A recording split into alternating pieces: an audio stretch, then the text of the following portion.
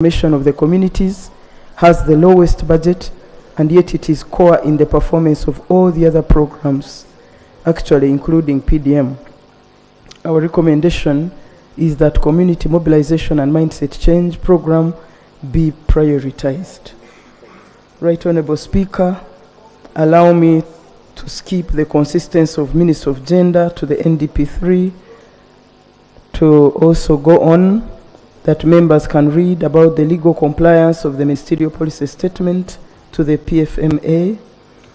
And then I go to page 10 about the gender and equity assessment for the Ministerial Policy Statement for Ministry of Gender, financial year 24-25, in accordance with Section 13, subsection 15G, 1 and 2 of the PFMA 2015 as amended. The Minister responsible for finance, in consultation with Equal Opportunities Commission, shall issue a certificate.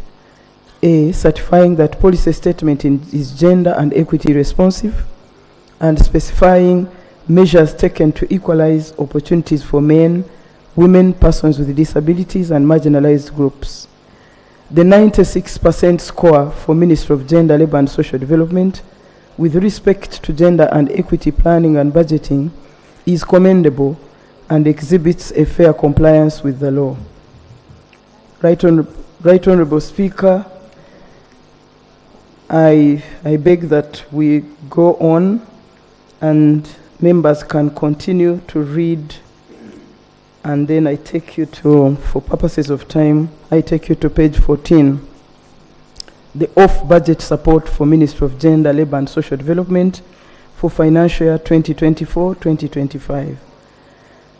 As shown in the table below, which is table 6, off-budget for Ministry of Gender, Labour and Social Development is to the tune of 1.78 billion, and the Gender and Social Protection Sub-Program takes the lion's share of the budget by 46.1%, followed by the Labour and Employment Services Sub-Program with 37.3%, and lastly, the Community Sensitization and Empowerment takes the least share of 16.1%.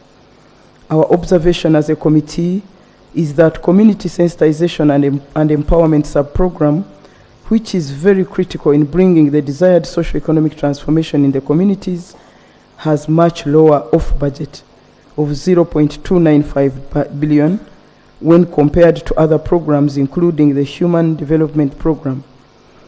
The recommendation is that the Ministry of Gender should embark on a robust resource mobilization effort by engaging with more development partners to support interventions under this very critical program. Right Honorable Speaker, allow me to take you to page 17, and honorable members, to committee observations and recommendations. Right Honorable Speaker, vote 018 for Ministry of Gender, Labour and Social Development is what I will start with. And observation number 1 is on restoration of funds reallocated from the ministry when finalizing the budget for financial year 2023-2024. The committee was informed that during the process of finalizing financial year 2023-2024 budget, the Committee on Budget made a reallocation of 32.9 billion from Ministry of Gender by labeling the associated items as consumptive. The reallocation affected and left zero allocation for food and non-consumptive food items to remand homes and rehabilitation centers for PWDs, subventions to special interest groups and councils and other institutions for women, youth and PWDs and older persons, and the Children Authority and the Interreligious Council, the Public Library of Uganda, the Uganda National Cultural Center, flagship programs of the ministry like UWEP and YLP, the special grant for older persons with disabilities, special grant for older persons, the green jobs, the chemical safety and security programs, CHESASE.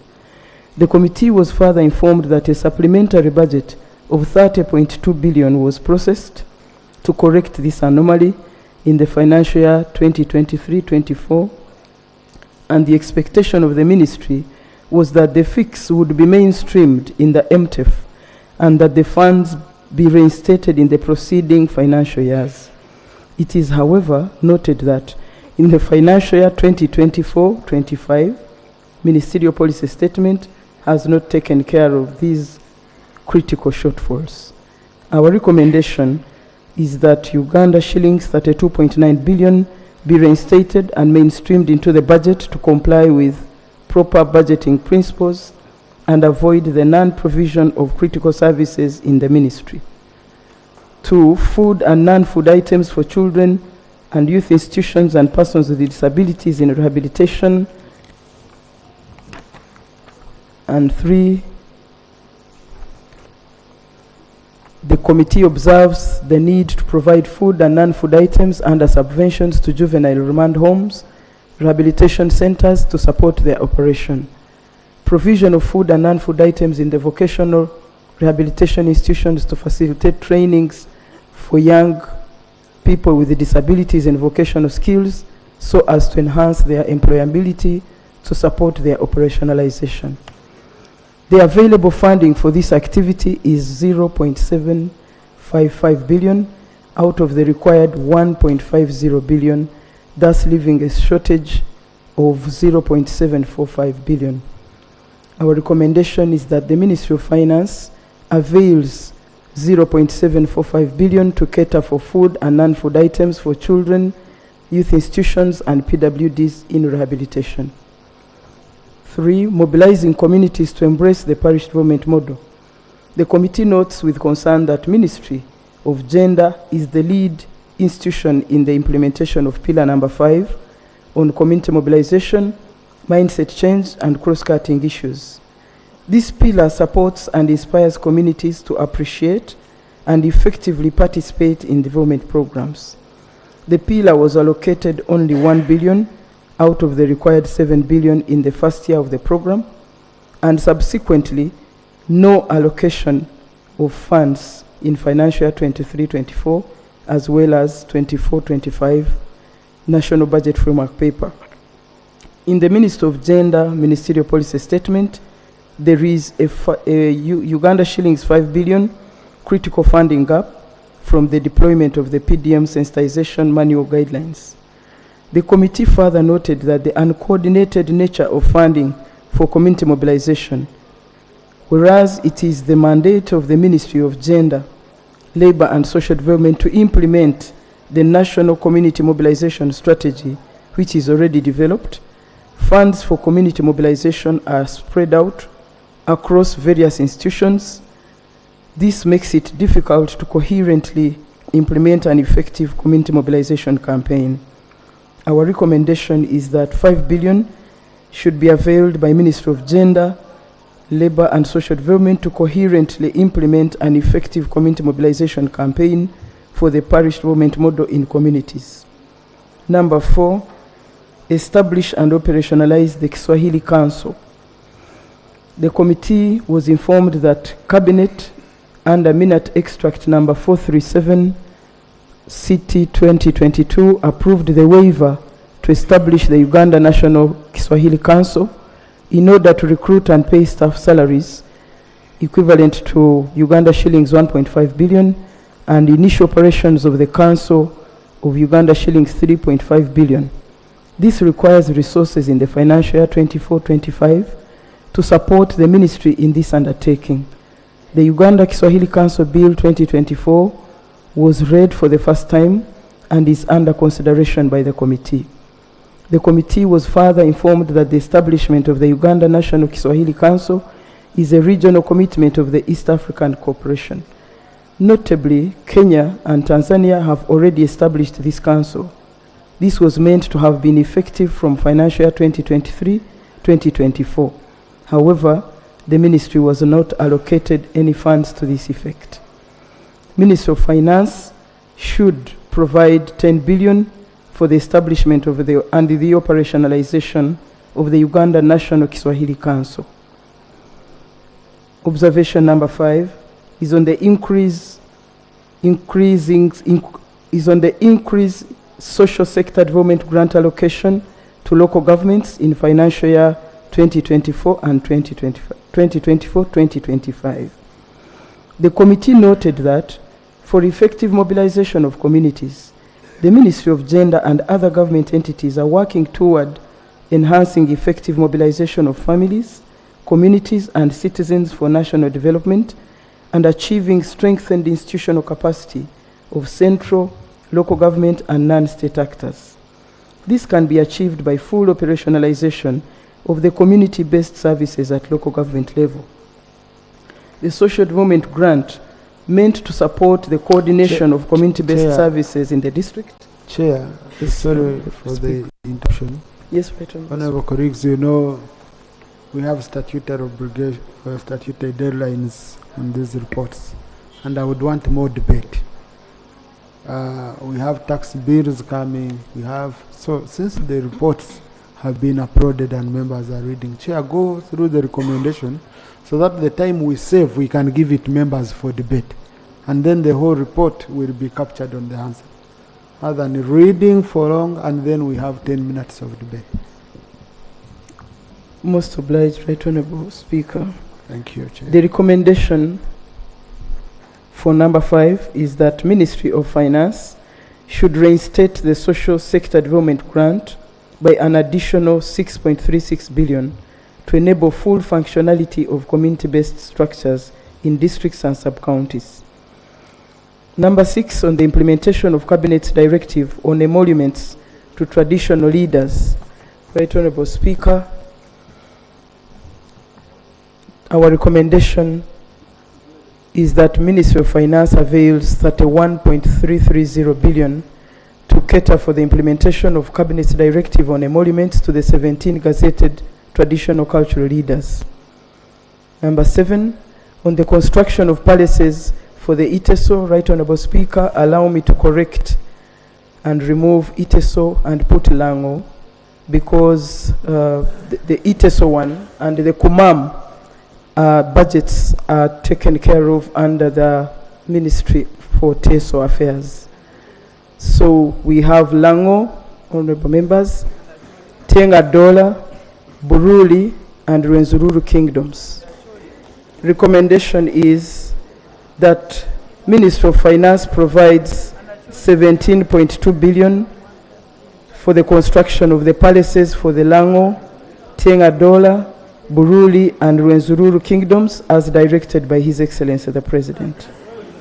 Number 8, implementation of the externalization of labor program.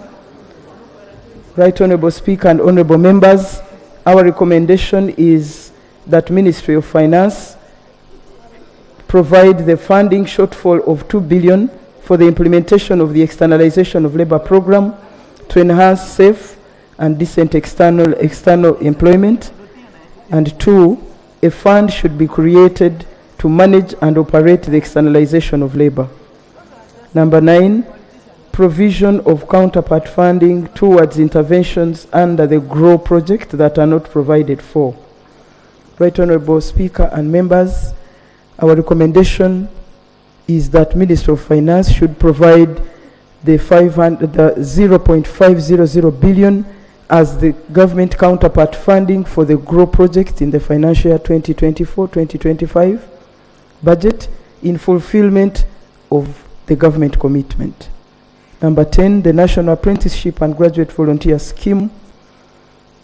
Our recommendation, after noticing a shortfall, is for Ministry of Finance to provide the shortfall of 18.096 billion to the Ministry of Gender in financial year 2024-25 to provide at least 1,000 work placements for educated and semi-skilled young people, including graduates and school dropouts, annually for purposes of skills acquisition through apprenticeships and volunteer programs. 11, withdrawal, rehabilitation, and settlement of street children. Right Honourable Speaker, our recommendation on this is that Ministry of Finance provides money worth Uganda shillings 5 billion for the withdrawal, rehabilitation, and settlement of street children in all the from all the urban centers of the country, and not only KCCA. 12, special enterprise grant for older persons. Right Honorable Speaker, our recommendation is for Ministry of Finance to enhance the financial year 2024-2025 budgetary allocation to SEGOP by providing 9 billion to accommodate the growing number of eligible older persons who should remain in the money economy. Number 13, integration of international and national ceremonies, Labor Day and Women's Day, in the ministry's budget. Recommendation is that Ministry of Finance avails 1.661 billion to cater for the integration of international and national ceremonies, Labor Day and Women's Day, in the ministry's budget. Right Honorable Speaker, you are aware, like the members are, that Ministry of Gender, through the National Council for Women, has been availing 3 million to each district for the national celebrations for women to the district level. And so this money has been removed in the ministerial policy statement. We would like it reinstated. And so 1.661 billion be put back so that members are not tasked with the financing celebrations. Right Honorable Speaker, number 14, supporting the Juakali enterprises to transition into formal economy program. Right Honorable Speaker, our recommendation is that Ministry of Finance avails 18.6 billion to support Juakali to transition the young people and the women entrepreneurs into the formal economy program. Right Honorable Speaker, this is one area where we can tool those young people we are skilling without tooling. So I implore members that we provide this 18.6 billion to support Juakali. Number 15, elimination of child labor and school dropout program.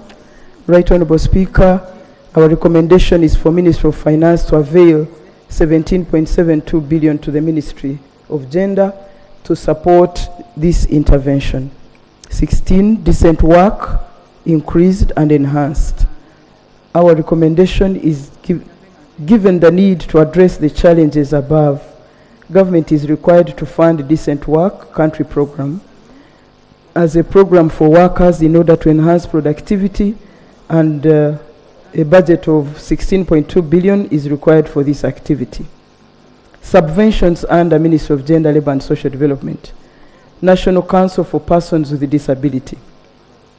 Right Honorable Speaker, our recommendation is that 1.5 billion be availed to National Council for PWDs to enable them perform their oversight, monitoring of disability inclusion at district and lower council levels. Clearing gratuity areas. We recommend that Ministry of Finance avails National Council for Persons with Disabilities shillings 0.750 billion to cater for gratuity areas as notified by the internal and Auditor General's Office. Renovation of the council offices at Kireka Rehabilitation Center. Right Honorable Speaker, requires 0.460 billion to the National Council for Persons with Disabilities to cater for the renovation of council office premises at Kireka Rehabilitation Center, as this would fulfill the right to physical accessibility by PWDs. National Council for Older Persons, conducting civic education for older persons in the 4 regions on the electoral processes. Our recommendation is to provide 0.3 billion to enable council conduct civic education and sensitize older persons on the electoral processes in the preparation for the coming elections of 2026 in the 4 regions of the country. Funds to 176 cities, districts, and municipal councils meant to support operationalize their councils for older persons and at the lower local government levels. We recommend that Ministry of Finance provides 2.1 billion to be disbursed to districts and lower local government councils in all the 176 districts, cities, and municipalities to enable them ease their operations. Commemoration of the International Day for Older Persons and the World Elder Abuse Awareness Day. Recommendation is to avail 0.16 billion to cater for the commemoration of International Day for Older Persons and World Elder Abuse Awareness Day. Prevention of elder abuse and access to justice through a regional dialogue with key stakeholders requires Right Honourable Speaker that Minister of Finance avails 0.15 billion to cater for promotion of justice and prevention of older persons abuse through the 4 regions. Parish councils for older persons trained on their roles requires a 0.46 billion to be availed for the training of older persons on mobilization, advocacy, data collection, and monitoring of the participation of older persons in government programs, including Parish Development Model, SAGE, and SEGOP. Geriatric courses developed for training in all health training institutions. We recommend that 0.2 billion be availed by Ministry of Finance to enable the Council to engage the Medical and Nurses Council, the Academia, National Council for Higher Education, and Ministry of Health to undertake the process of developing geriatric courses for training in all health training institutions. National Women Council on skilling, tooling, and offering an alternative livelihood peer-to-peer training to 5,000 teenage mothers for 50 local governments. We recommend that 3.1 billion be availed by Ministry of Finance to National Council for Women as an intervention that will reduce the teenage pregnancy prevalence, hence reducing and saving the government unnecessary costs. The 146 district cities women councils supported to national level to commemorate International Women's Day 2025, 3 million that is required per district and city. Minister of Finance should avail 1.805 billion to National Council for Women to enable them to support successful Women's Day celebrations at districts level, districts and cities and municipality levels. On supporting National Women Council to execute their mandate through Women Council's institutional support, we recommend 0.638 billion be availed to National Council for Women to enable them undertake successful implementation of government programs. National Youth Council has a recommendation that 3.43 billion be availed by Ministry of Finance for the procurement of the 202 motorcycles for the district, city, and municipality youth leaders to support them with the supervision of beneficiary youth groups in YLP and PDM for better recovery of funds and effective participation. National Children Authority conducting a national mapping exercise for child-headed families in Uganda. Our recommendation is for Ministry of Finance to avail 300 million, that is 0.300 billion, to enable National Children's Authority to conduct a national mapping exercise for the child-headed families in Uganda to establish their levels of vulnerability and provide statistics for planning and intervention. Carrying out a national survey on the street children phenomenon to inform the national program on the elimination of street children in Uganda requires Right Honourable Speaker and members 0.250 billion be availed by Ministry of Finance so that it is carried out. Recruitment Industrial Court. On recruitment of 3 judges for the Industrial Court, our recommendation is that Ministry of Finance avails 1.350 billion to cater for the recruitment of the 3 Industrial Court judges. Recruitment of staff within the approved public service structure. Ministry of Finance should avail 0.522 billion for the recruitment of 45 staff members to fill the vacancies in the structure. And for provision of adequate space, premises for Industrial Court, we recommend that 1.2 billion be availed by the Ministry of Finance to cater for adequate space, premises for the Industrial Court to enable it to carry out their mandate effectively. Digitalization of court halls. Right Honourable Speaker, our recommendation is for Minister of Finance to provide 4 billion to Industrial Court to enable it develop and cater for digitalization of its court hall. Uganda National Cultural Center.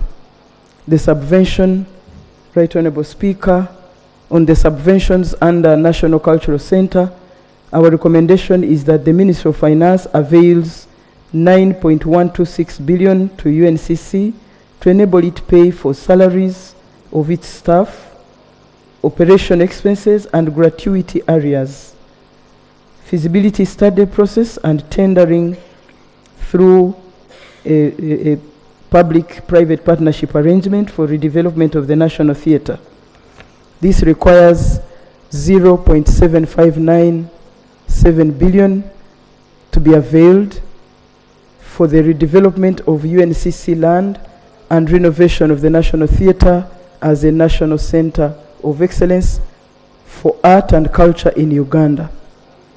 Actually, they require 7 billion, Right Honourable Speaker. I think there was an error there.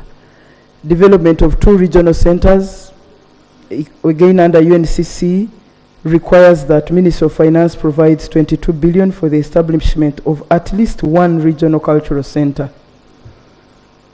Right Honourable Speaker, allow me to go to vote 124 under Equal Opportunities Commission. Right Honourable Speaker, members will allow me to skip page 439 and go to page 41 on actual outputs for EOC at half year, and the committee observes that the performance of some indicators were above target while others were below and others had no performance at all. Our recommendation that Equal Opportunities Commission sets realistic and measurable indicators to enable easy assessment of value for money in the next performance reporting. The other observation we have is on 15.4, page 42, on gender and equity assessment for ministerial policy statements, Equal Opportunities Commission, financial year 24-25. And honourable members, this is done in accordance with section 13, subsection 15G of the PFMA. And we all know that the performance for EOC now is 91%, lower than some of the other agencies, when actually it is the implementer. So as a committee, we recommend that EOC pulls up their socks, because they cannot fail to walk the talk. On page 46, 15.6, I think I'll skip that, Right Honourable Speaker. I would like to take members to page 50, page 50, observations and recommendations. Scaling up the implementation of gender and equity planning and budgeting for both local and central governments. Our recommendation is that 6 billion be provided by Ministry of Finance to Equal Opportunities Commission to enable it to cater for the comprehensive implementation of the gender and equity planning.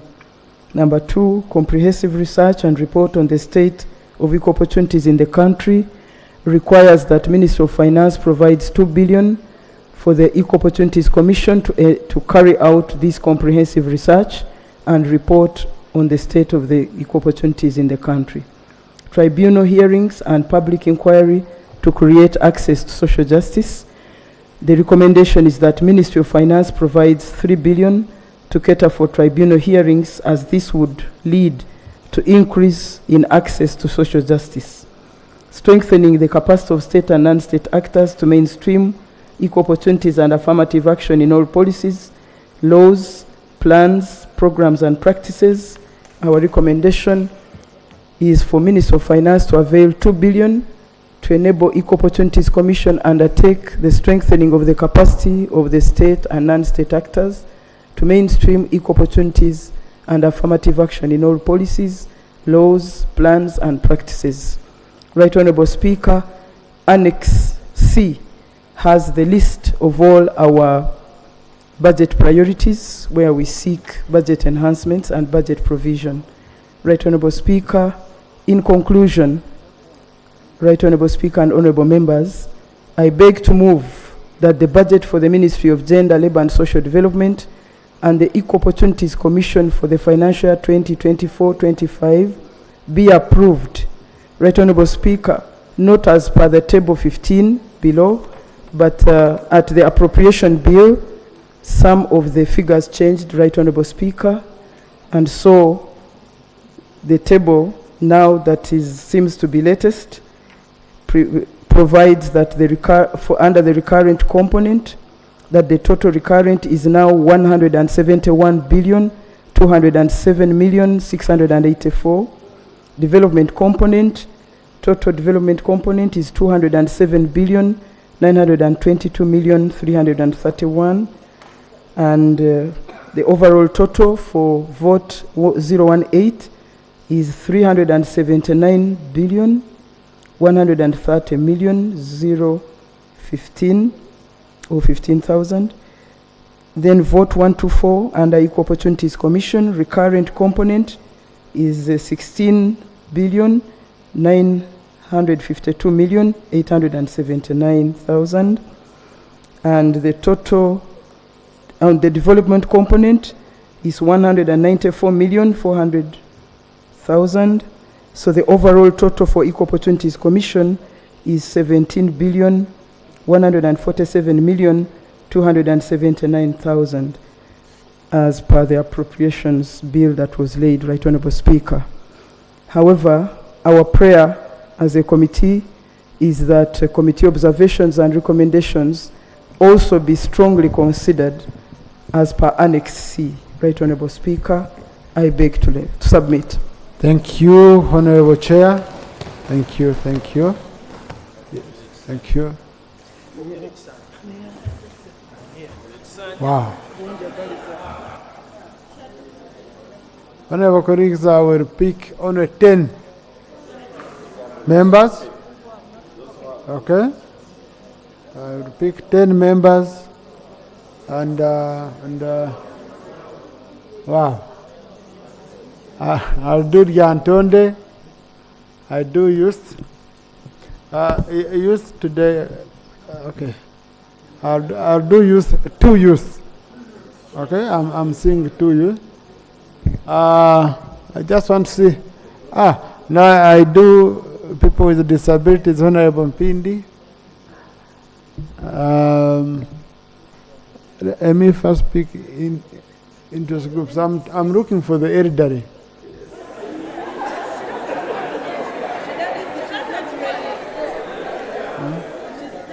I'm looking. Bosco. Yes. Santa. Yes. UPC. Doctor. DP. So, FDC. Yes.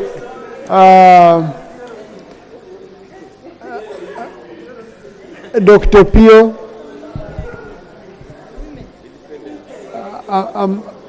Nyangweso. No, by the way, the shadow minister presented in the committee, and the statement, whatever is coming here, is a combination of what came from the minister and the shadow minister. So shadow ministers, when we are discussing policy statements, are not given a priority. They can be allowed, but I don't pick you because you're a shadow minister, because your views were considered. Yeah. So how many are those? Oh, I'll pick another independent, Rinda. Yes. Okay? Oh, I have workers. Yes. Workers. Honorable colleagues, depending on how you behave, I can pick more. So let's sit. Let's first sit. And honorable colleagues, this time I'm not and WOPA as a must. These are very critical issues. Veterans are not under this committee. So honorable Kaunda, stop pleading. Let's do quickly. Thank you, Right Honorable Speaker. I want to thank the committee for their detailed report. Point of order.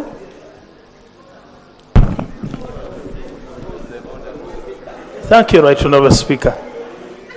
Right Honourable Speaker, there's a colleague I've been seeing since morning. He's enjoying the front desk. I don't know whether he's a member of the cabinet. And my worry is one, he may confuse the appointing authority to think that the front desk is full of ministers. One of our colleagues today is free sitting. So it's a chance to enjoy the front bench. Yes, Diantonde. Thank you, Right Honourable Speaker. I want to thank the committee for recommending that the CBOs, all community development officers, should be added some amount of money totaling to 7.4 billion. These people are doing a lot of work for us in the constituencies. Actually, there is a lot of domestic violence, child neglect, all that, and these people always stand in to help us in that. So I think by allocating them more money will help us. But then there is a challenge. Everywhere that I've been seeing, Ministry of Finance should add some money, but we are not seeing where you're getting this money from. For example, saying that 5 billion should be given to reallocation of street children and their rehabilitation. To me, I think this is too much money for this activity. The entire country, because even in KCCA, they have the same component. So, and yet those street kids are more here. Then there is also, I think, double budgeting, where they say again 250 million should be availed to National Council of Children. And yet again, it's in the other 5 billion. I think we should reallocate this to the 250 million, maybe to be taken to the 5 billion. Thank you so much. Thank you. I had forgotten Honorable Milton Muuma, the one for Children Affairs. Either Makoa or Muuma, which I handles. Thank you, Honourable Speaker, for the opportunity. Honourable Speaker, I would like to thank the committee for a detailed report. And another, I want to support the recommendation. Honourable Speaker, we are grappling with unemployment, and the report states that 82% of our young people in this country are unemployed because of mismatched skills. So I would implore the House that we support the recommendation that at least 18 billion be provided for the National Apprenticeship and Volunteer Scheme to help us solve that problem. Second, Honourable Speaker, we have many skilling centers in the country, including the State House skilling hubs, that are churning out young people who have skills, but they don't have tools and equipment. So I want to support the recommendation of the committee that at least 17 billion be provided, because Jiwakali program is the only program that has a component of giving tools to these people who are skilled without the tools and equipment. Thirdly, Right Honourable Speaker, I want to thank the government for putting in place these several programs. EMYOGA, PDM, YLP, these help youth a lot, but the youth need to be consistently mobilized to participate and benefit from these programs. I thank the recommendation of the committee for making sure they put in place motorcycles for these youth leaders to help mobilize their fellows to participate in these programs. I think the last bunch of motorcycles for districts, municipalities, and cities was in 2014, 10 years down the road. These are too old, they can't help a lot. So I want to recommend that we really support that at least the money required for these motorcycles, 3-point-something billion, be provided for these motorcycles to help these youth mobilize their fellows. And lastly, Honourable Speaker, it is a common adage that you reap what you sow. I wonder why government, our Minister of Finance, wants to reap where they have not sowed. For every young person that leaves this country to go and work abroad, they make a contribution to the fund at the Ministry of Gender. And secondly, when we look at the report, we have at least 105 billion remittance from migrant workers abroad. I wonder why it is very difficult for government to provide at least 4 billion to support the labor externalization unit to make sure that they can deploy labor attaches in these countries and monitor these migrant workers that send back money to this country. I beg to submit, Honorable Speaker. Thank you. Thank you, Honorable Court. Thank you very much, Right Honorable Speaker. I just have two concerns. One is on page 24 of the report, which talks about integration of international and national ceremonies in the national budget, in the ministry's budget. Right Honorable Speaker, from the report that I have read and the presentation that I have listened to, very formidable presentation, I've only seen 3 events provided for, and that is the Labor Day, Women's Day, and the International Day for Older Persons. I support the very passionate appeal for allocations for these celebrations, which are right under the charge of the Ministry of Gender Labor and Social Development. However, Right Honorable Speaker, I'm aware that the 12th of August every year is a calendar date, and it's a celebration of the International Youth Day. And for 2 financial years, we've had this day celebrated belatedly on account of financial constraints, with absolutely no allocation this year and no talk about it in the Ministerial Policy Statement and the report. What is the hope of the youth in celebrating this International Youth Day this year? Secondly, can we also start making these numerous celebrations more meaningful and impactful, rather than events where people just go and come back? Can we make these events like Tarehe Sita does? They leave a mark, they leave a footprint. Where they go, they clean, they do community services. So these days should just not be rituals. Finally, Right Honorable Speaker, is on the National Youth Council. Right Honorable Speaker, Uganda is celebrated and really respected as a model for youth representation in terms of the structures in the entire governance.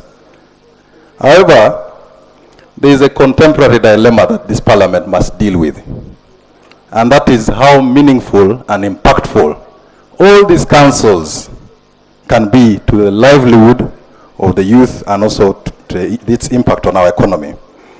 Right Honorable Speaker, this particular phase that our councils are in really needs significant investments.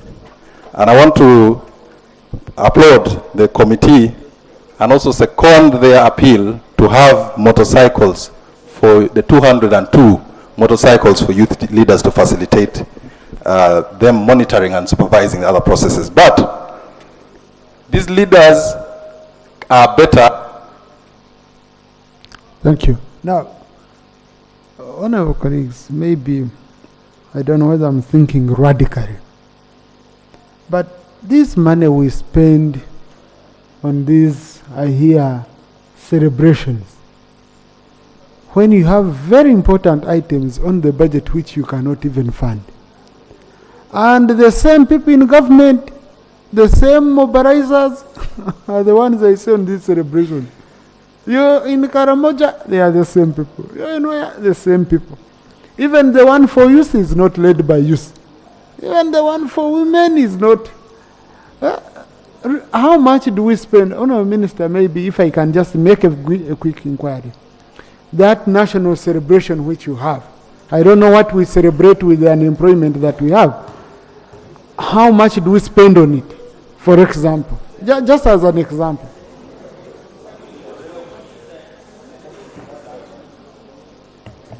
Right Honorable Speaker, the international days are commemorated first because Uganda is a signatory to the International Convention.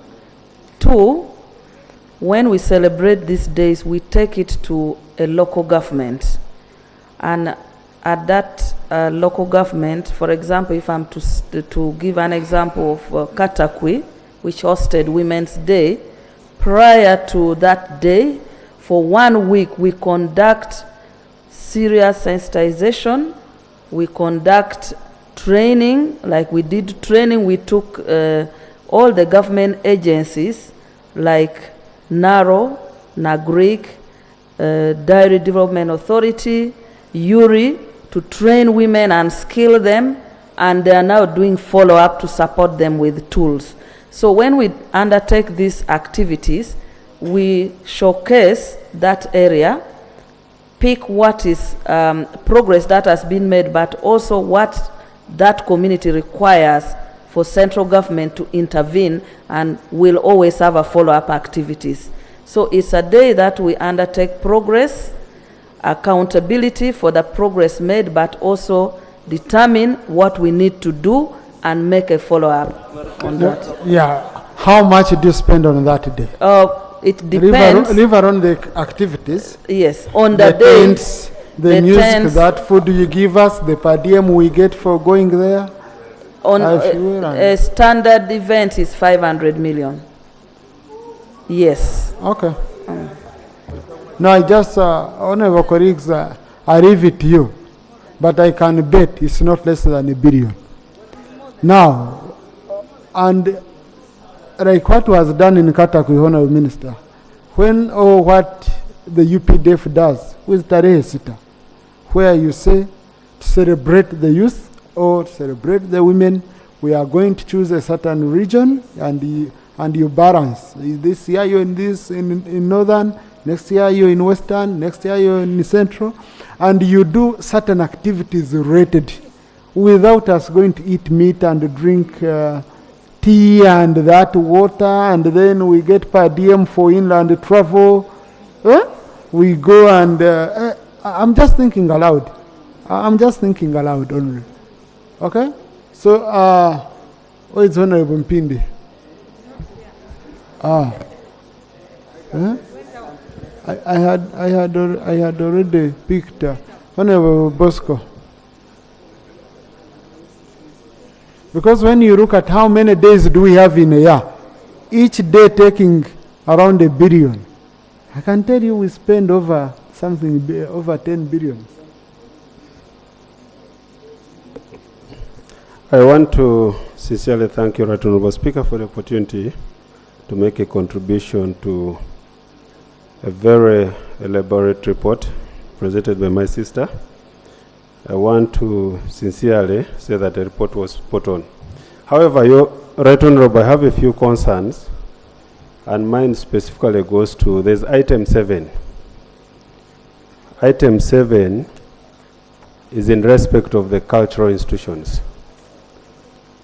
You have alluded to the fact that there's a directive from His Excellency the President, wherein he directed that we do the construction of cultural institutions. To begin with, there's Iteso, there's Kumam, there's Tienadola, Buruli, and Renzururu, as directed by His Excellency. And the money allocated to that, according to the budgeting plan, is about 17.2 billion.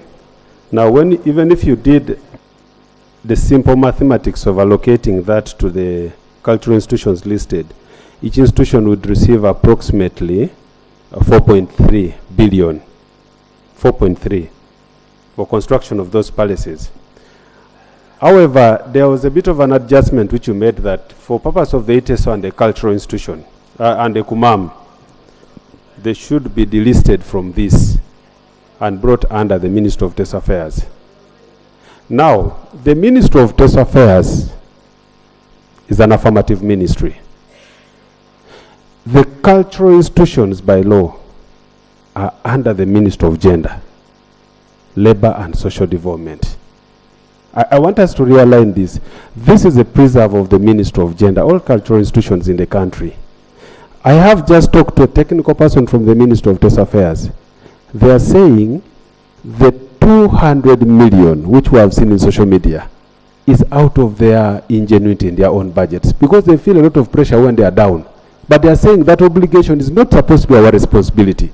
So I think we have got to realign and not take away this responsibility for these cultural institutions of the TESO and Kumam. It should stay in the mainstream ministry. Because 200 million, Right Honorable, even if I gave you each financial year, when will you finish constructing? So I want to request that we... Honorable Crow, yes. This is where budget committee comes in. Absolutely. We send these proposals yes. to the committee on budget for harmonization Most obliged. Okay, and we ensure that there is no double budgeting from Ministry A to Ministry B. So I think let's handle it, and chairpersons of committees are members of the budget committee. So we are going to do that. So my humble my humble request, Right Honorable, even if it progresses to that level, that obligation, that duty should stay with the main ministry. Yeah. Right Honorable, permit me yield to information from Honorable. Thank you so much. Thank you, Honorable Kiro. The information I want to give to the House is that a similar promise was made to the people of Lango under the affirmative Ministry of Northern Uganda. Up to now, there was no delivery of even 1 cent of that project. So therefore, I wanted to give him information that under Ministry of Gender, there is some assurance that the project may be delivered. So TESO should insist to be part of the one under Ministry of Gender. Are you giving an assurance because the Minister for Gender is from UPC? Right, Honorable, I want to thank my colleague for very constructive information. He's actually right to inform me. Thank you. Most obliged. Thank you. Thank you. Now, I think let's agree. For sure, let's agree that cultural institutions are under the Minister for Cultural Affairs. Let's agree. So, Budget Committee, when you go back, harmonize this and ensure it's under Cultural Affairs. The same applies to the issue of children. I was reading this through the statement for Minister of for KCCA, Presidential Affairs. Now they are budgeting for children off the street. Then you have only for Kampala. Then you have Ministry of Gender, and for them, Ministry of Kampala, the issue is simple: to get children off the streets. But this one is rehabilitate. They go, they manage, they rehabilitate. Okay. So I would say also that money should be all under Ministry of Gender, so that we harmonize, and these children are not just thrown off the streets, but they are taken and managed well as children, not just saying our streets no longer have children. So Budget Committee should harmonize all these issues. Honorable Anywa, what's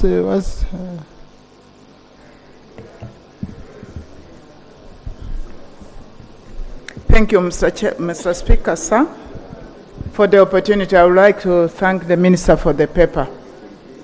Right Honorable Speaker, we are already talking about how we can facilitate our cultural institutions. And I've heard the report mentioning the different parts of the country where the cultural institutions are. The Acholi sub-region has not been mentioned. We don't have why that budget has not included the Acholi sub-region. I would like to be clarified. I'm speaking now as a member of parliament representing my people. Because the Right Honorable Speaker, we need to have this projected so that we know what is the position. Honourable Minister, did you raise this in the cabinet? Because this budget came to cabinet before it came here. The budget comes from cabinet and then it comes here. Yes, Honourable Mpindi. Thank you, Right Honourable Speaker. Right Honourable Speaker, 12.4% of the total population of Uganda consists of persons with disability. And some years back, Right Honourable Speaker, this Parliament decided to support persons with disability of this country with a grant, which we call the special grant. This special grant has been given to persons with disability for, I think, the last 8 years. And it is meant to support groups of persons with disability to come out with a project that can sustain them. And it is given to a group of between 6 to 15 people. In all, districts of this country. But now, Right Honorable Speaker, it has become a practice that every budgeting period, this money is removed from the budget. Ever since I joined this parliament, we have been fighting to bring back this money in the budget, including this financial year that we are running. We just fought and fought and fought until this money was brought back. Now, this the coming financial year, 24-25, again the money has been removed. I don't know why the Ministry of Finance is targeting persons with disability. Secondly, Right Honorable Speaker, it is shaming to hear that the Ministry of Finance cannot allocate 745 million to feed children with disability in the rehabilitation center. It is alarming, it is shaming. I don't know what is happening, Right Honorable Speaker. Feeding children that they were abandoned in the rehabilitation center, and then we come here to cry for that money. Those are children, those are Ugandans, they are children of parents that belongs to this country, but now crying for this money. It is so shocking and alarming. I don't know why it is like that.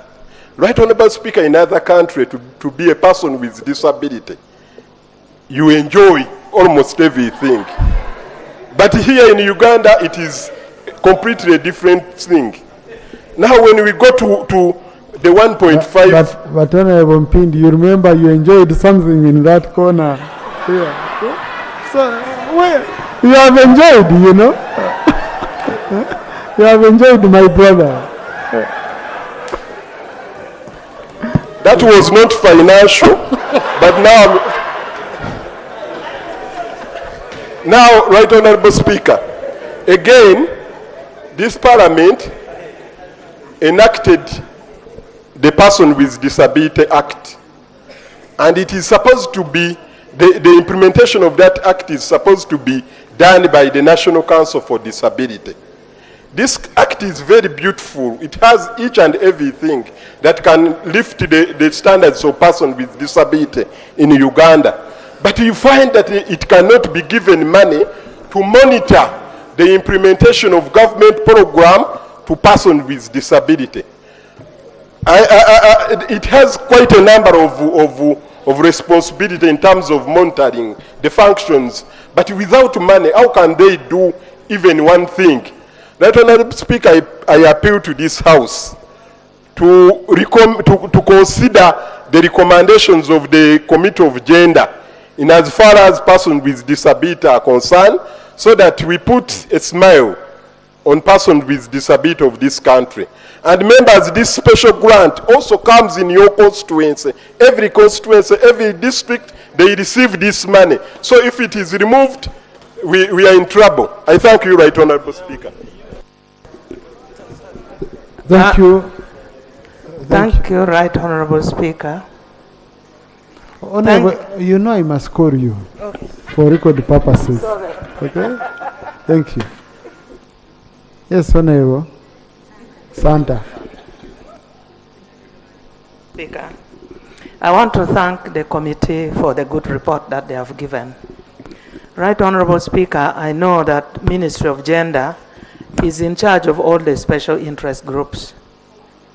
Right Honorable Speaker, in this Parliament, there is one issue that has been appearing in the floor of Parliament every year. That is the issue of the children affected by nodding disease during the war, and up to today, the children are still, some of them have never walked, some of them are limping, some of them are on medication, and the medication is doing well to them. And I believe the issue of nodding disease cuts across the two ministries, Gender and Ministry of Health, for medication and welfare and agenda. At this time, when the chairperson read the issue of the budget, I didn't hear any mention about these children.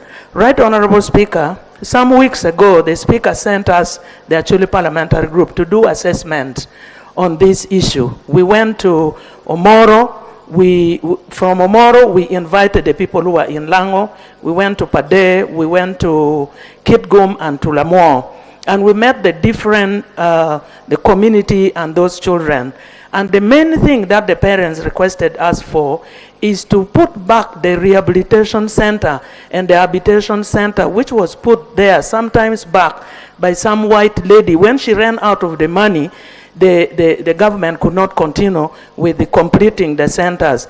And then eventually she handed over the centers to the districts, which are unable to handle them. Most of the parents have really requested that these rehabilitation centers be put back. A lady told us she has 4 children affected by nodding disease, and she will kill them and she will also die. A gentleman told us that he has 7 children and they cried before us. And most of them told us that if we were not a Acholi Parliamentary Group, they were going to chase us, because each time several people have gone back to them and they have not really assisted. And for me, I want to propose like this, because the Archbishop of Northern Uganda, John Baptist Odama, put up a center, habitation center in Kitgum. And the habitation center is keeping about only 10 children, which we took there on stretchers, but now they're doing better. I want to propose that the issue of the rehabilitation center and habitation center for these children be put in the budget and handed over to this bishop, because the bishop can handle those centers very, very well, so that the parents who have been living with these children for all these years, information. No, Honorable, you minister. don't have that time. We don't have that time. Thank you. Now, Honorable Minister for Gender, we discussed this issue extensively. It was a very sad tale. The issue of nodding disease, nodding syndrome. It's an issue, honorable colleagues, we sat here and we agreed. There is no way we can do this financial year, coming financial year, without considering it. Okay? So, I'm going to ask the chair for Committee on Gender. Chair Committee on Health. Okay? Minister for Gender. Minister for Health. You meet a Acholi Parliamentary Group. Cost this. Cost this. Okay? Cost this. And because I don't know whether that center is better under Ministry of Health or under Ministry of Gender. That's why, but I think under Health it would be better. So maybe Chair for Health, did you capture anything like that in your report? I haven't read through your report. You can help us if you captured anything like that. Thank you, Right Honorable. The issue of nodding syndrome, we decided to handle it from an integrated, like in the health centers, to manage it from an integrated perspective, not only singling it out as nodding disease, but ensuring that the medicines are in the health facilities. Okay.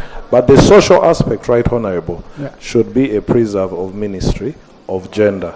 And we had actually recommended, take stock of the number of nodding disease patients. For example, if there are 3,000, and add a cost, maybe of 50,000, just like SAGE for the adults, because there is a nutritional component that these children and survivors of nodding syndrome need. Thank you. Honourable Minister for Gender, the issue of nodding syndrome, these children, okay, where we sat down here, and it was so painful. It was extremely painful. Honourable Betty Anywa, I know you're from Acholi, but I just want first to get the ministries that are responsible, okay? The facilities where these children, the shelters for these children where they can be helped. The Committee on Health recommended that because it involves a lot of social aspect, it should be under your ministry.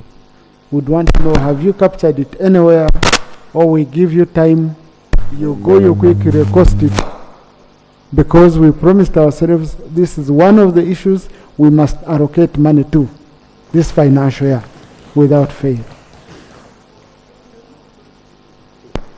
Right Honorable Speaker, if we are given the responsibility, because shelter for children, we've been managing it, we manage it, the psychosocial issues are with us, all the experts that deals with those issues are with us. We will be open to welcome the responsibility and the mandate under the ministry. We will collect, we will liaise with the committee, our committee, work out a figure that they can present to the budget committee. Work out with the also Chair Harris and the Achori parliamentary group, okay? So let's move on from that. Let's get the figure, and please, Chair Budget, you're here. The issue of nodding syndrome is really, really bad. I think we shall be judged harshly. I don't know how we shall go to Achori and as members of parliament. No, Honorable Beatrice Sanywa, we debated this issue here for 2 days, okay, extensively. So I don't want us to go back to that. Honorable Yakatonda. Thank you, Right Honorable Speaker. I want to take this opportunity to thank the Chair for the report. Right Honorable Speaker, however, there are a number of unfunded priorities. One of them being empowering the industrial court. The industrial court in Uganda has only 2 judges, and this makes workers with disputes take actually 9 years, over 9 years actually waiting for their cases. And yet this court is meant to have a lot of serious issues, and actual timeliness is one of the core aspects. So I beg that it's just 1.35 billion if it could be found and empower this court, so that actually we provide justice for our workers. Secondly, Right Honorable Speaker, there is acute understaffing, and the committee, the minister had looked at 522 billion to ensure that at least, because the court has a panelist and then the staff, the key staff. So we find that the staffing is very low, actually below 20%, which is a very serious matter. And this actually fails on the compliance issues as ILO constraints, Uganda being an ILO constraint. Then the other aspect is on digitalization. You find that is one of the courts when they are going even to the regional offices, regional circuits, they have to carry a truck of files and move with them, and yet these things could be digitalized. So that at least is by a click of the button, a file is found and the matter is handled. So it is actually 4 billion shillings which is proposed and unfunded here. Now I wish, Right Honorable Speaker, this could be found and we empower this court so that we become compliant, have industrial harmony, increase productivity. Lastly, Right Honorable Speaker, on the cultural institutions, you've ever been to those ends of the Nkolerakida Chonka in Bugwere? The fights are too much over the institution of Waikumbania. Actually, when you talk of PDM, most people don't even form circles together because they are fighting over the divides on the Waikumbania. How I don't know whether the minister has a solution, because this has taken over 10 years now. I beg to submit. Thank you. Honorable colleagues, as we talk about 4 billion being retail money, 1 billion, should remember the corrigenda which was issued, revised the budget downwards by 2.7 trillion. So we are giving Honorable Isiaga team a very, very difficult job. I don't know, it's today that it's this week that I've seen this. Corrigenda always takes the budget up, but this one you first supplied us of 2.7 trillion. So from the committees we are recommending more, but again you've revised it by 2.7 trillion. But we trust our colleagues on the budget committee to analyze it deeply, and that's why we want to give you a lot of time. You go in deeply, we see how we can prioritize. Honorable Nyangweso, then Honorable Muuma.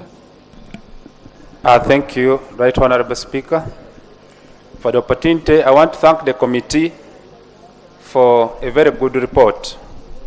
Right Honorable Speaker, I have two issues to raise as pertaining to the report that has been presented. One is on page 6 of the report, and that is on the half-year performance. Right Honorable Speaker, when you look at the figures there, you realize that wage for the 2 quarters they had performed at 50% release, non-recurrent at 54.9%, and development at 50%. Right Honorable Speaker, for the last 3 years I've been in this house, whenever there is a time like this to consider the budget estimates, we realize that when you consider the half-year performance, it is always very rosy at 50% given the 2 quarters. But as we go to 3rd quarter and 4th quarter, as we look at the previous financial year releases, we realize that the releases almost got stuck at Q2. You go to Q3, you go to Q4, and you find that an entity has performed at almost 55% or 60%. So the Ministry of Finance has realized that these entities are required to report to this House as they present their ministerial policy statements. They are required to report on the half-year performance. The Ministry of Finance has been very religious in releasing money for the first 2 quarters in the financial year. So when it comes to the last 2 quarters, there is no release. So as a rosy picture is painted here, that the Ministry of Finance is doing very well in terms of supporting the appropriation. The final quarters, there is no money. There is need for Ministry of Finance to come and explain why. Is there a problem of cash flow issues, or it is now a deliberate issue? Because it cannot be year in, year out. Lastly, Right Honorable Speaker, you have alluded on the corrigenda, where 2.7 trillion shillings has been slashed, and there is need for this House to support government in trying to look at where we can make a saving. The committee has just presented that we need to allocate 300 million to the Children's Authority for a survey on child-headed families. 300 million, Right Honorable Speaker, for a survey of this magnitude. Aware that UBOS is going to conduct. Conclude, Honorable Nyango. Thank you, Right Honorable Speaker. So I was of the view that the Ministry of Gender should liaise with UBOS as they develop the questionnaires. This should clearly come out of the survey by UBOS, other than looking for 300 million just to give the National Children's Authority for this. Thank you so much. Thank you, Honorable Tochi and Honorable Rinda. Thank you very much, Right Honorable Speaker. Right Honorable Speaker, allow me to thank the Chair of the Committee for the good report, but I will start with the issue to do with the SAGE. Right Honorable Speaker, I don't know whether we are sentencing older persons, because if you look at the budget that was given last year or in the running year, vis-a-vis what is being provided, we feel that either finance is living in planet Mars, not on Earth. Mr. Speaker, last weekend I was visited by a Mzee who is moving on crutches, crying, saying, kindly go and tell President Museveni, he promised us money for older persons, but I'm going to die minus getting this money. People who are eligible, the numbers are growing because the life expectancy of Ugandans has improved. Now us who are in charge of allocating resources, we are cutting what should be due to them. I want to appeal to Minister of Finance to be sensitive, be sympathetic to these older persons, because this is where we are all headed. There's this program of SEGIP, which has been, SEGOP, which is looking at people between 61 and 75. It's a grant. Whereas they have been having 5 billion, now they have removed the 4, there's only a provision of 1 billion. What are we telling these older persons. Mr. Speaker, when I heard my colleague talking of removing the 5 billion again from children, my sister from Liantonde is just being sensitive. Last year, the issue to do with the children was given 20 million shillings. The Minister for Youth and Children was given 20 million shillings only to remove children from the streets in the entire country, not Kampala alone. Now we are proposing for them to get at least 5 billion to be able to remove children from Mbale streets, from Jinja, from Barara, Gulu, everywhere. Now when a colleague says this is too much money, really we need to be part of Uganda, deliberate and speak for Ugandans. Thank you very much, Mr. Speaker. On that point, most of these children are from Napak. Yes. Karamoja, they've gone through a lot. Let me amend my list first. Yeah. Thank you, Right Honorable Speaker. I wish to thank the committee and this House. When we raised a motion in this House on the matter of those street children, you understood the problem and you agreed with us that an action must be taken. Today when I heard the chairperson reading about the 5 billion, I was happy that at least our cry has been heard by this parliament. If we wish to end that vice of children coming to the street to beg, we need to be deliberate. And putting that money there will do a great job.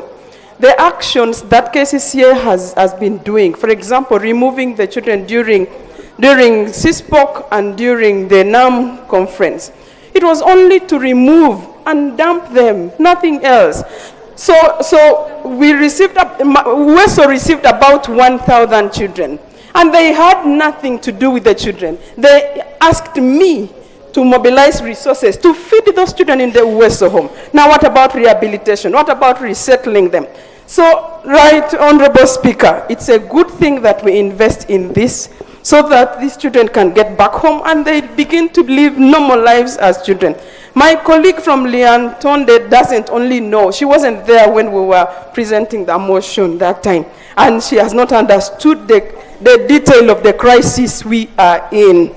It is my appeal that this House considers taking the position of the committee has presented. Thank you. Tochi. Thank you very much, Right Honorable Speaker. I thank the committee for the good report. Right Honorable Speaker, most projects or programs have failed due to counterpart funding. On Women's Day, GROW was launched in Katakwi. And it is disheartening to hear that there is no counterpart funding to ensure that this program runs. In most cases, the counterpart funding from government is what is taken as operational cost in most of these local governments. Now, without operational cost, projects run down because the staff are not facilitated to follow up this project. So I support the committee saying that government counterpart funding should be found so that this program runs well. Right Honorable Speaker, in most district local government, the position of the district community development officers is the focal person for most of these programs. But you'll find that in most districts, these positions are being held on acting capacity. So I don't know what the ministry is thinking, why most positions have remained in acting capacity instead of making them substantive, because somebody takes responsibility when he or she is substantively appointed in a position, and that person can be taken, can take responsibility for the position. I'm happy, Right Honorable Speaker, you said what we are approving here will be taken to the Committee of Finance budget for harmonization. I see a lot of duplication in most of these budgets. For example, under the Committee of Presidential Affairs, you find that under National Council of Science and Technology, they have a budget to operationalize the center in Liantonde. I am of the view that if Ministry of Gender can coordinate with the department where you are talking of finding budget to place 1,000 youth from universities and technical colleges, this is the place they can be taken to, in which case then the budget can now be shifted to another unfunded priority. Thank you. Linda, Honorable Pio, Doctor. Thank you so much, Right Honorable Speaker. I rise to support the recommendation of the Committee on Gender, and I would like to implore my colleagues to support the recommendations on this ground and on some areas that I would like to put emphasis on, especially one on reinforcement or reinstatement for OWEP programs. Right Honorable Speaker, OWEP program ended and it was meant to be a revolving fund. The funds we are requiring for the reinstatement of this program was the funds paid back by the women who received this money. So it would be unfair for finance not to allocate these funds, yet the women have shown goodwill to pay back this money. And if you see on all the grants and given to most of the different groups in this country, OWEP have paid so well. So I would like to implore members to support this too on GROW co-funding. Right Honorable Speaker, GROW is a loan and it has already started running. The population, especially the women, have undergone various trainings, and this is additional support to the women in different enterprises. This GROW project is meant for all categories of women, but because of the co-funding, we have not yet kick-started this. I implore my colleagues to really support, and especially the members of the Budget Committee, to at least allocate this 500 million for the co-funding of this program. Thank you, Dr. Pio. Honorable colleagues, thank you, Right Honorable Speaker, and thank you, the committee, for your report, specifically on the recommendations to allocate 17.2 billion for the construction of the palaces, including the Lao Cultural Palace. Right Honorable Speaker, 3 years ago, we did groundbreaking for the Lao Cultural Palace. The President was the chief guest. The late Speaker represented him. All ministers from Lango were there. Members of Parliament were there. Even the contractor was introduced there. Today, the construction site is a grazing ground. The iron sheets that were used to fence that place, even the contractor took it away. So I really pray that this time, this budget is allocated. Secondly is on the issue of unemployment, which we need to address. We need a job creation strategy as a country. When you look at the high-income countries, which have the lowest level of unemployment, 75% of the employed people are in the service sector, 22% are in the manufacturing sector, and the remaining 3% are in agriculture. In the low-income countries, it is the reverse. We have 59% in agriculture. We have 31% in the service sector, and only 10% in manufacturing. I want to appeal that we need to come up with a job creation strategy and policy as a country to push more people in the service sector, to push more people in the manufacturing sector. And programs such as the Myoga, which is under Ministry of Finance, should ideally be actually under Ministry of Gender. Lastly, is on labor statistics. When you go to the US, they have the labor statistics of employment created in January, in February, in March. They have the sectors where those employments have been created. But Uganda, we don't have those statistics. We don't even know which sectors the employment is being created. We have our NDP that talks of 5 million jobs to be created, NDP 3. But we do not know where the 5 million jobs are coming from. Thank you, Lope. Because don't mind, honorable colleagues, on the next statement, I'm starting with you. Oh, no, let me allow WOPA issues of, yes.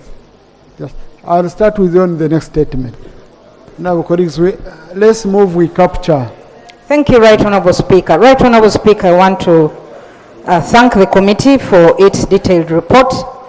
However, I have issues of concern, some of which have already been raised, and one of which I'm just wondering how you can get 800 billion shillings availed to you as a country, and then you cannot provide 500 million. What is actually wrong with the Ministry of Finance? Right Honourable Speaker, this money should be availed because, as we all know, majority of the women do not have collateral, and once we have such programs, that is how women get some capital that can help them improve on their economic status. Secondly, Right Honourable Speaker, is the issue of the parish development model. Right Honourable Speaker, this is a program that if funds were available, would have benefited majority of our people. However, the funding is not adequate. And when I see 5 billion shillings for community mobilization, Right Honourable Speaker, these 5 billion shillings would go a long way in supporting 5,000 additional people. So I am not in support of availing funds for community mobilization. The people are already aware of PDM, and actually we have committees function at the parish level. So why should we have 5 billion shillings allocated for mobilization, Right Honourable Speaker? The other issue, Right Honourable Speaker, that I want to state is the Kiswahili Council, Right Honourable Speaker. There is a shortfall of 10 billion shillings needed for the Swahili Council. Right Honourable Speaker, is this a priority? Rather than put this money in the Swahili Council for now, let us support the PDM, let us support the youth, because there is also the National Apprenticeship Graduate Volunteers that need 18 billion, and this money is not available. So rather than... Thank you. Honourable colleagues, the other day when we were handling the Ministerial Policy Statement for East African Community, the issue of Swahili went into it extensively. Okay? Yeah, what we need mainly is the teaching of Swahili. Now, Chairman Budget, he was here. Chairman Budget, Chair Budget and members of the Budget Committee. When a loan is brought to this house, Chair Budget, when a loan is brought to this house, one of the conditions is a commitment from Ministry of Finance that they are going to bring counterpart funding. Okay? It is a commitment. They put it here on record and they say we are going to provide money for counterpart funding to unlock this loan. The moment they don't provide for it, please cut from a certain item and provide for that money. Reason being, we are going to have loans here which we are paying interest without absorption. We already have many. We can't continue like this. You're going to read the report of UNRWA. When you look at the report of UNRWA, you'll find you have a lot of external financing, but you don't have counterpart funding to unlock it, and we are paying huge loans. Okay, so let us be strict. If finance makes a commitment on this floor that I have brought a loan called GROW, for this loan to work, I need 500 million for counterpart funding, and I guarantee that I will provide it. If they don't provide it, we provide it.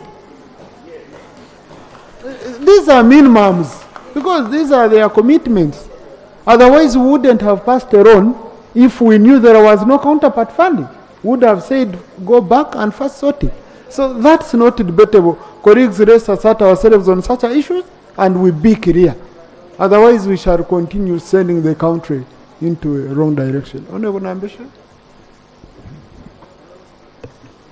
Thank you, Right Honourable Speaker. I will commence by encouraging my WOPA sister to throw your weight behind the recommendation by the report, especially on the Uganda National Swahili Council. In fact, we are lagging behind. Our neighbors, Kenya and Tanzania, are far ahead. And this language is a lingua franca. There is no way you can now ignore it. Mr. Speaker, the National Kiswahili Council discharges very important roles. Apart from designing a regulatory framework, it is responsible for propagating Kiswahili in schools. And you know, now there is a directive that this Kiswahili is compulsory. It is also promoting the language. And you know, we have to already embrace it in the region to facilitate trade and commerce. And it is a unifier. Mr. Speaker, I would like to remind or even impress it upon the Minister, Gender, Labour and Social Development, whom I should salute for her incessant intervention in the rifts of the Vamasava Cultural Institution. And you are aware of the more than one, I think there are two pledges that His Excellency the President has made pertaining construction of the palace. And you know, government is also in areas of rent to the land that is being occupied by the barracks. And I don't know why Bugisu is conspicuously missing on that list. And moreover, 17 point something billion is good enough to stretch it to all these palaces, including Bugisu Cultural Palace, Madam Minister. Because you are aware, and the President has lived to his word to honor this pledge, I think you shouldn't be the one letting him down. Mr. Speaker, I don't know why this ministry is oblivious of the hanging fruits that it has. Are you aware? And I would, I think, belabor this point with the budget committee.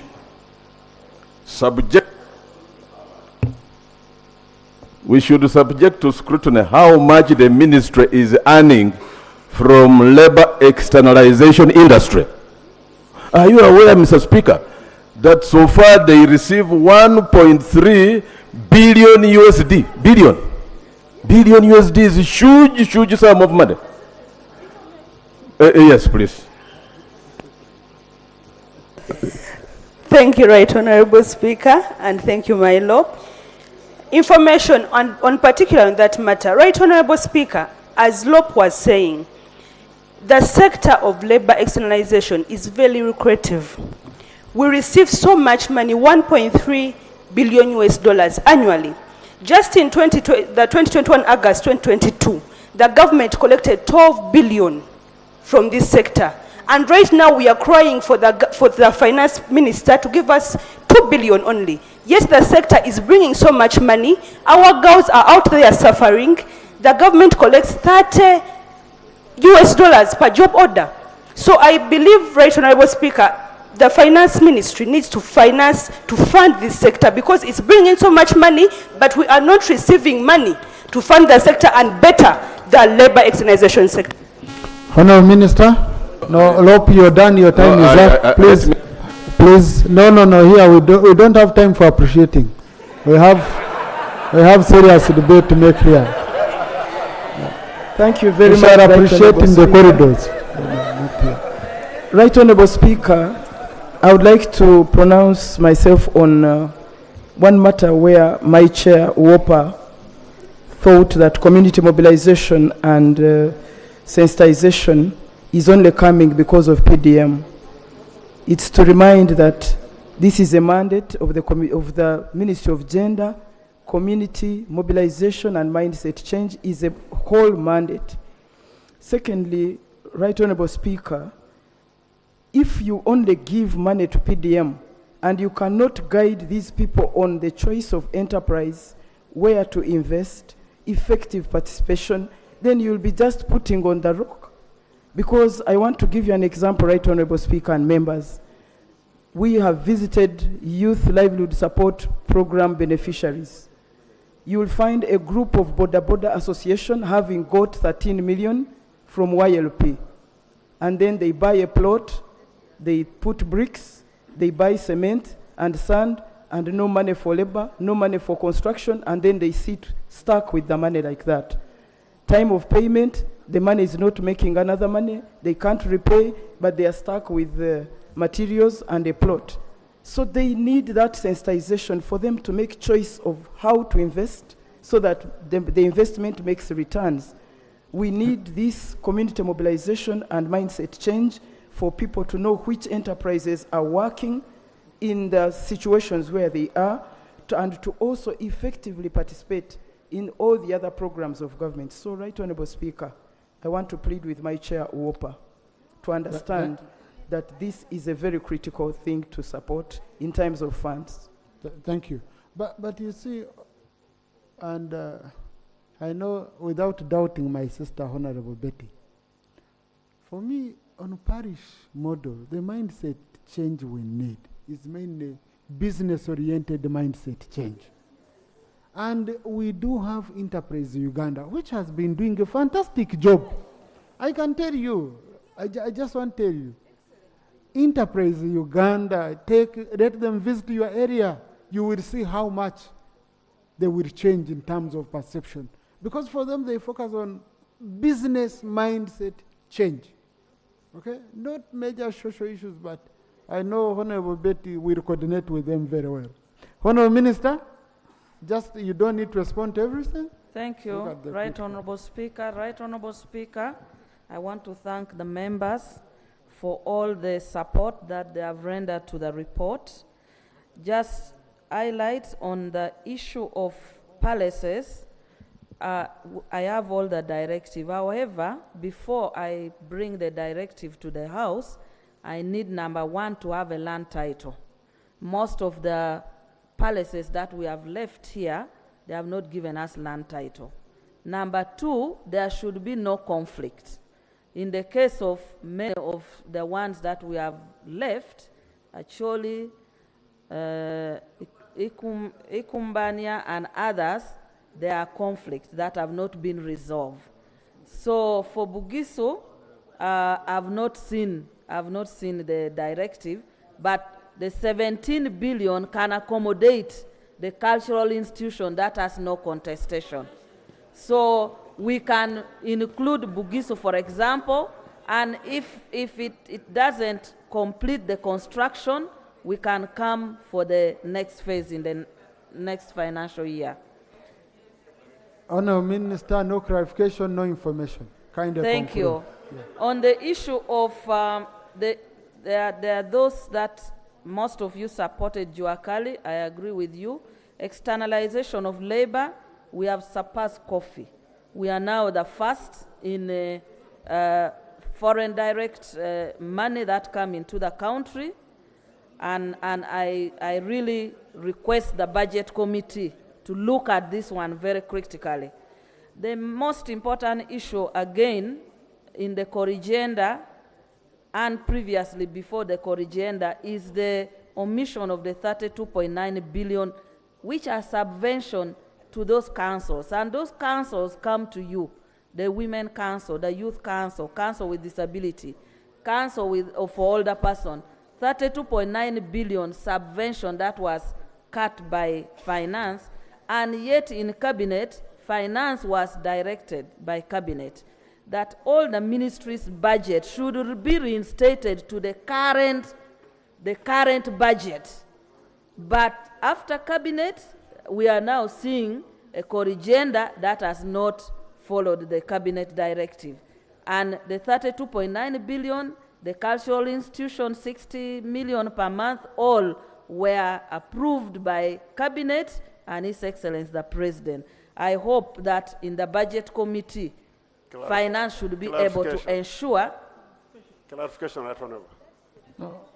I was told there is no clarification. Honorable Chair, budget. I beg. Honorable Chair, budget. We do not access a microphone without permission of the Speaker. I'm sorry. Honorable Minister. So I want to allay the fear of the youth. The Youth Day of 12 August shall be celebrated, and most of the cost for international days that we commemorate, a big number of the finances come from development partners. In most cases, we might have only 200 to 300 million from the government. So most of these are from development partners. Lastly, Honorable Chair, Honorable Chair has indicated. Honorable Betty, yes. You know the chairperson budget committee is a very important person. This is where the statements are going. Is the one who can be kind enough to give you some money. Thank you, Right Honorable. The clarification I'm seeking is from the statement by the Minister that Cabinet directed finance to at least maintain each sector budgets to the current state. And now we are wondering how the Kurigenda comes in. So the clarification I want her is for her being a senior cabinet minister to clarify where the Kurigenda came from. And also tell this House whether to respect that Kurigenda if it's a smuggle. In short, did the Kurigenda go through cabinet? Because it is reducing the budget and cutting all of you down.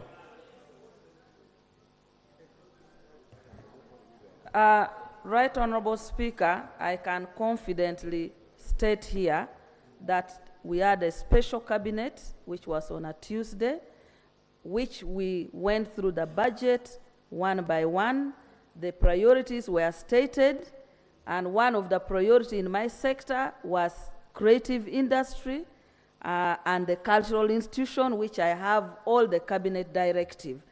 The Kurigenda has not gone through cabinet. So that one I can confirm. That's enough. So, but the cabinet decision was after the priority articulated by cabinet and approved, it was indicated that at least each ministry should retain what they have for this financial year as a minimum. That was what was in cabinet. Thank you. Honorable Duru has said that for you as UPC people, you're very honest. Right Honorable Speaker, I want to conclude by thanking members and conclude with the Industrial Court. Industrial Court is a very important court because it supports all the cases that comes from labor officers comes to Industrial Court. They have only 2 judges. They need 5 judges. I was proposing that if its budget being under Ministry of Gender is disadvantaging them, it is better we move back the agenda to judiciary, because judiciary's budget is protected. Otherwise, they are suffering because they moved their budget under us because that court is under the ministry. It would be very important and unfair that the rest of the judges are enjoying all the privileges under judiciary and this court is not. I beg to move and request. Thank you. Honorable Boss, what would be your comment on that? Because this is all courts to go back to the judiciary. I think I want to agree with the line minister for that very proactive proposal to this House. And I believe that all those judges go through the same law school, they have the same qualification. Nobody under this constitution of Uganda is supposed to suffer less than what others are, or get what less than what others are getting. So I really want to, in a special way, want to thank her for I do not know whether the proposal is coming too late, but it's never too late for this House to do justice for those judges in the industrial court. So, honorable colleagues, let me assign the Attorney General this issue. Let the Attorney General next week come and guide this House on this matter. Because if you are finding now, really, the budget of the judiciary is protected, it's statutory. But now, the industrial court, wherever they are and all that, without even moving to say we put them under, we can say it was for all courts and all judicial officers, wherever they are. Okay? So, but honorable colleagues, let me not open this. Let me not open this. It might again delay us. Honorable colleagues, I now put the question that the report of the Secretarial Committee on Gender, Labor, and Social Development, and Social Development on the Ministerial Policy Statement and Budget Estimates for financial year 2024-2025 be adopted. Those in favor say aye, and to the contrary nay. The ayes have it. Next. Item 3.7, the Committee on Defense and Internal Affairs. Honorable Chair, procedure, Honorable Martin Muzare. Right, Honorable Speaker, you earlier guided on the core agenda that the Committee of Budget will handle it. But I don't know whether it has ever been laid here and whether we should really say that this is an existing document, because the minister here has already said that they are not aware of this document. So I don't know whether we are proceeding well.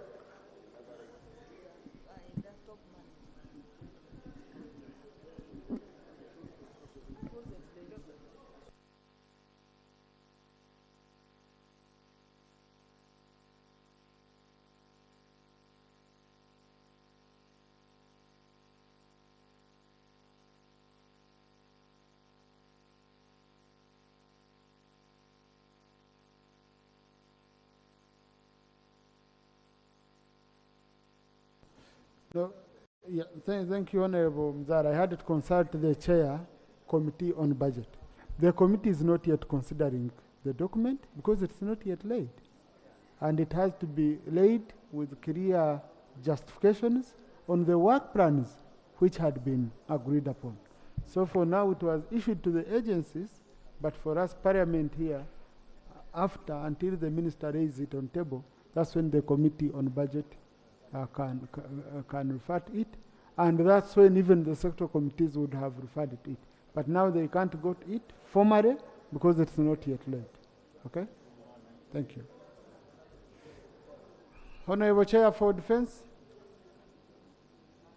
Right, Honorable Speaker, I thank you so much for this opportunity to present a report of the Committee on Defense and Internal Affairs on the Ministerial Policy Statements and Budget Estimates for the financial year 2024-2025. First, I take the opportunity to lay on table the minutes of the committee meetings in considering the Ministerial Policy Statements. I beg to lay.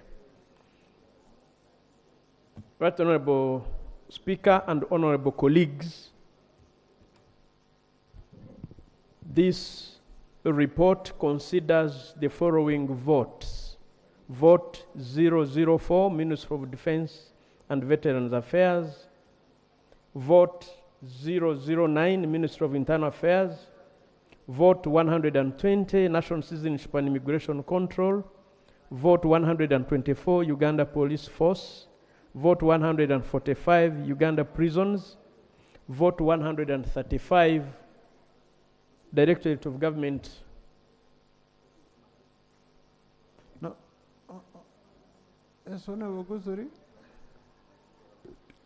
Mr. Speaker, earlier on I addressed myself to a law on which a ministerial policy statement is anchored. And I did say, when the chairpersons are laying on table the minutes, we should have received the documents they processed, which should have helped us address our mind to whether there was issue of compliance with the law. And you are aware we are dealing with the physical deficit problems, and we must be able to justify every expenditure as proposed in the policy statements. We also know the committee is handling ministries where there's a lot of waste Procedure in matter? defense, and the procedural matter is it right that we are going to receive this report when the key documents which should have informed our decision are not laid along with the minutes? Thank you. Now, Honorable Guzuri, you said, if I heard you properly, right, and I said we must read this. It's not you to determine what is read here, or to declare that, Chair, you must first lay BCD. As a presiding officer, I'm satisfied, the minutes laid, the report, let's get the report, and we're going to, what if they are in the minutes? What if the details are in the minutes? So, honorable colleagues, I want you to know, your opinion here cannot be final. If you want something, okay, just be humble. Say, we should, we expect ABCD, but you can't say, I said you must. No, it can't. Honorable Chair, please. Thank you. Right Honorable Speaker, I present this report in accordance with Article 90 and Article 155 of the Constitution and our Rules of Procedure and Public Finance Management Act. This report, Right Honorable Speaker, was uploaded onto the parliamentary system 3 days ago, and it can be accessed. The scope of this report is that the committee considered ministerial policy statements and the budget estimates for the financial year 2024-25, or the votes that I earlier on enumerated. Maybe I didn't touch vote 135, which is DIGAL, or Directorate of Government Analytical Laboratory, and vote 137, which is National Identification and Registration Authority. The methodology is that we entertained all the ministries and agencies, including the entertaining and listening to the opposition alternative policy statement under the committee. We also ascertained that certificate of gender compliance and gender and equity compliance was laid. We followed all the laws and regulations. Right Honorable Speaker, we analyzed the statements and juxtaposed them with the National Development Plan 3.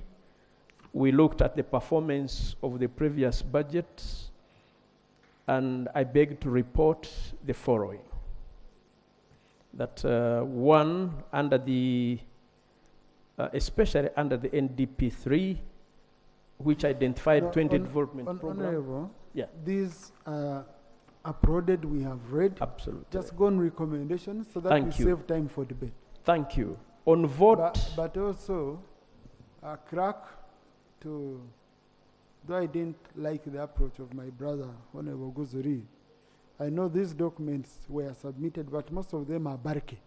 So what you do, clerk, I need them uploaded in soft copy form on a fresco, so that any member who needs them can access and go through, so that they don't say we processed a budget that had no supporting documents and required documents. Thank you. Thank you, Right Honorable Speaker. On vote 004, Ministry of Defense and Veterans Affairs, the budget performance for the first half of the 2023-24, the wage bill under the ministry and the Veteran Affairs amounted to 2.04 billion against half-year release of 552, which represents a performance of 50% and an absorption of 91%. And this is against the threat of terrorism, mainly from ADF, Al-Shabaab, and their affiliates, which remain a significant security challenge to the country.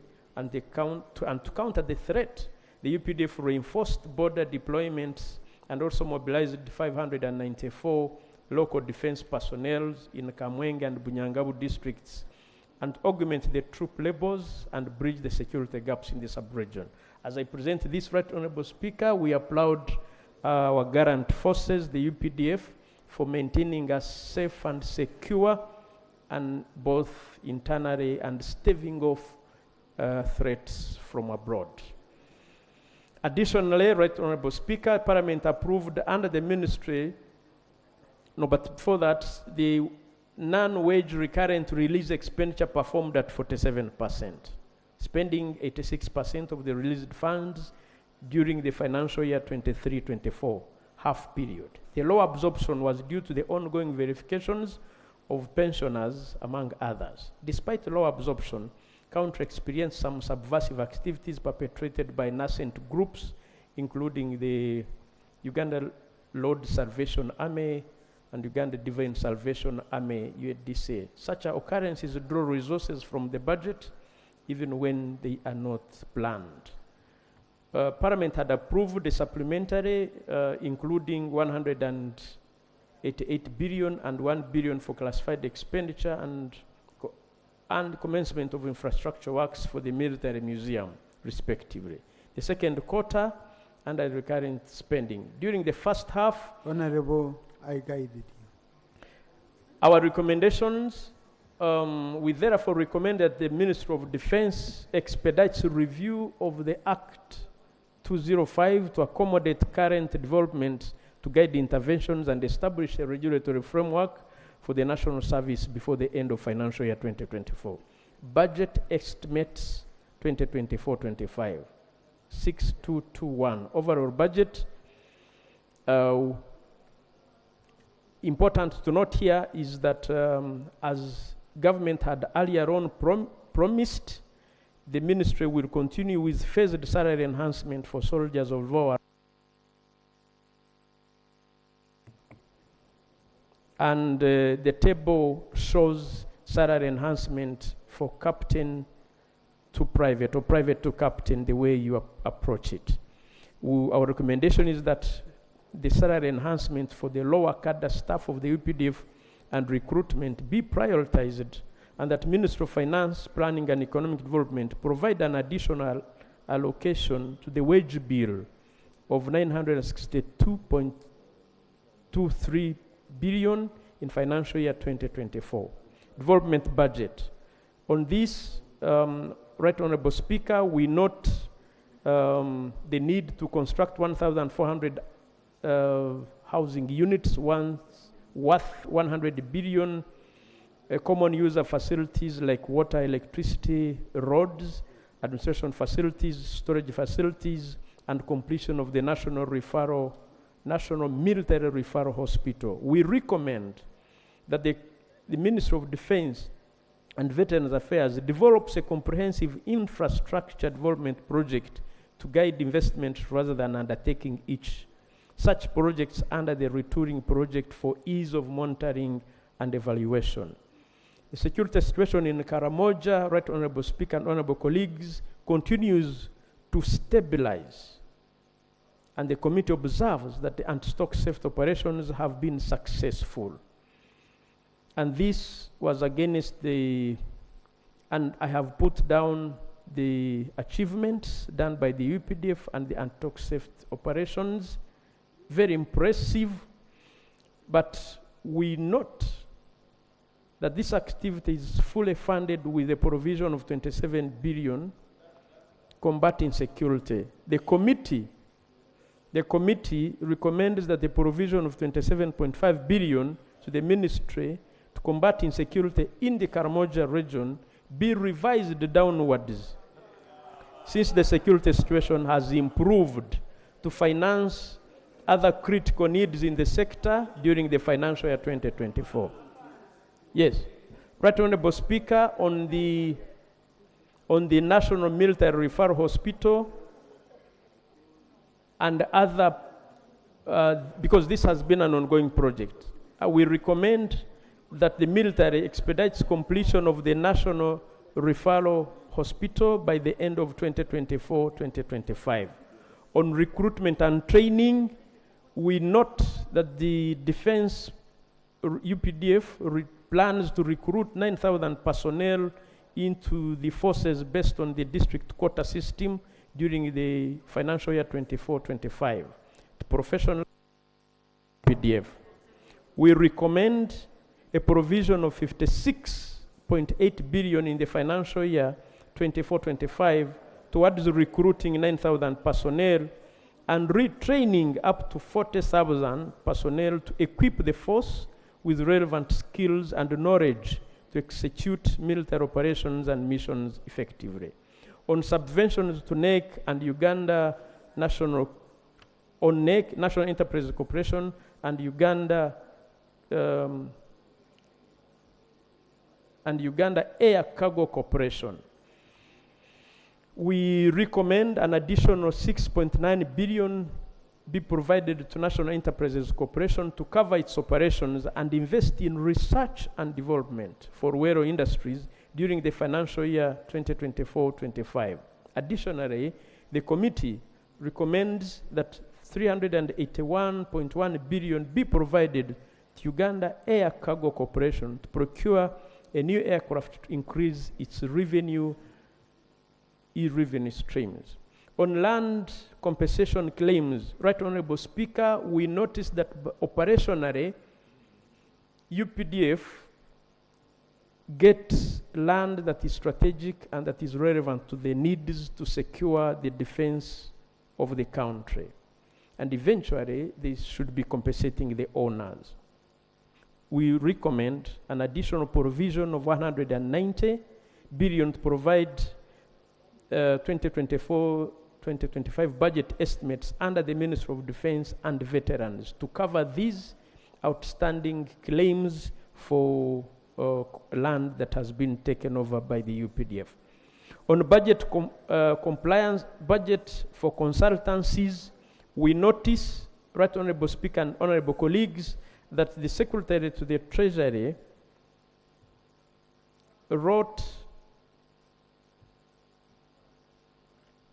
I beg your pardon, on budget for consultancies, the committee noted that ministry budget for military operations of Suja, which is Operation Suja in DRC, 22.5 billion, operation of Sarama Kwa Water in Karamoja, which is 27.5 billion, and fisheries protection, which is 0.866 billion, under consultancy services. This, we consider it a misclassification which needs to be addressed in the Charter of Accounts. In addition, the ministry has a budget of 0.866 billion for consultancies to undertake mid-term evaluation. We therefore recommend that Ministry of Finance and Economic Development create items in the Chart of Accounts that relate to special military operations. Further, a total of 0.866 billion be reallocated to critical needs of the votes under the committee's purview.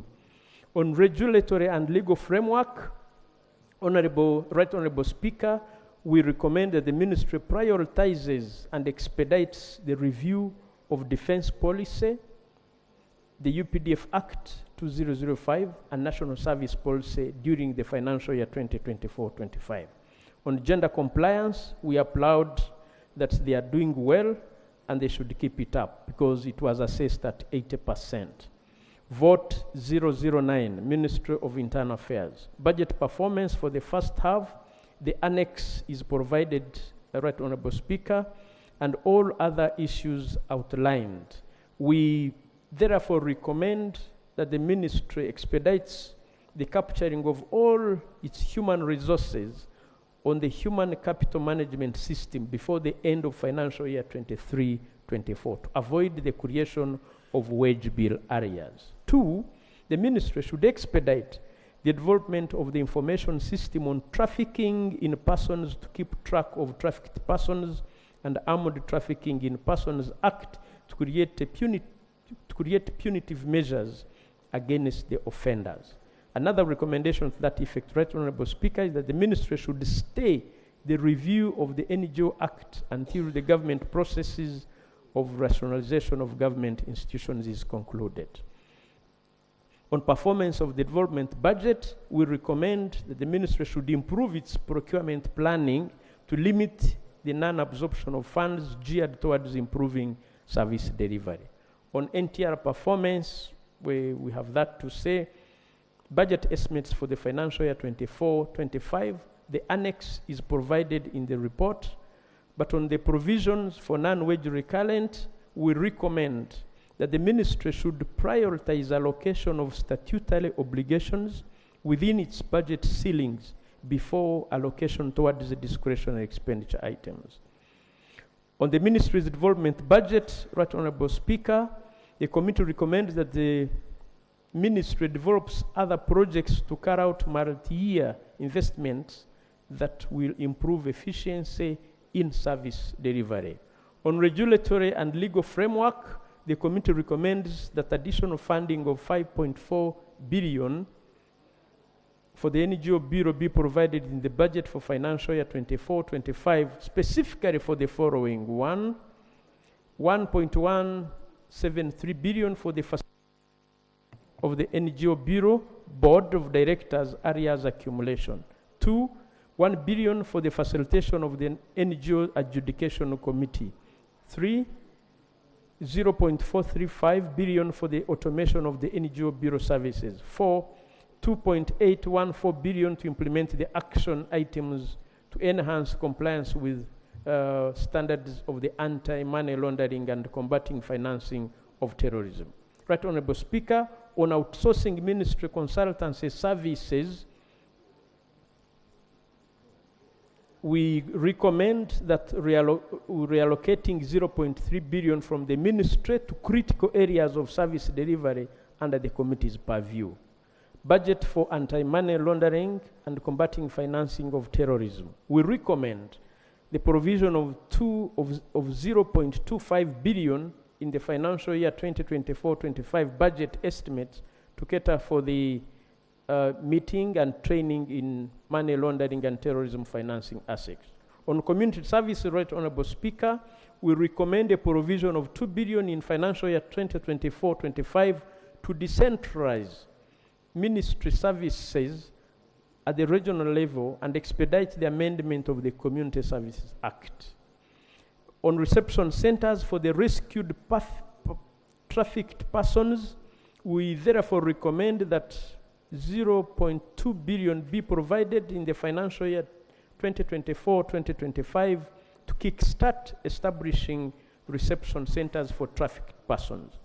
On the implementation of the Narcotics and Psychotropic Substance Act 2023, the law which this Honorable August House passed last year, committee recommends the ministry to prioritize the development of the regulations during the financial year 2024, and that Uganda shillings 10 billion be provided for this purpose to kickstart its implementation.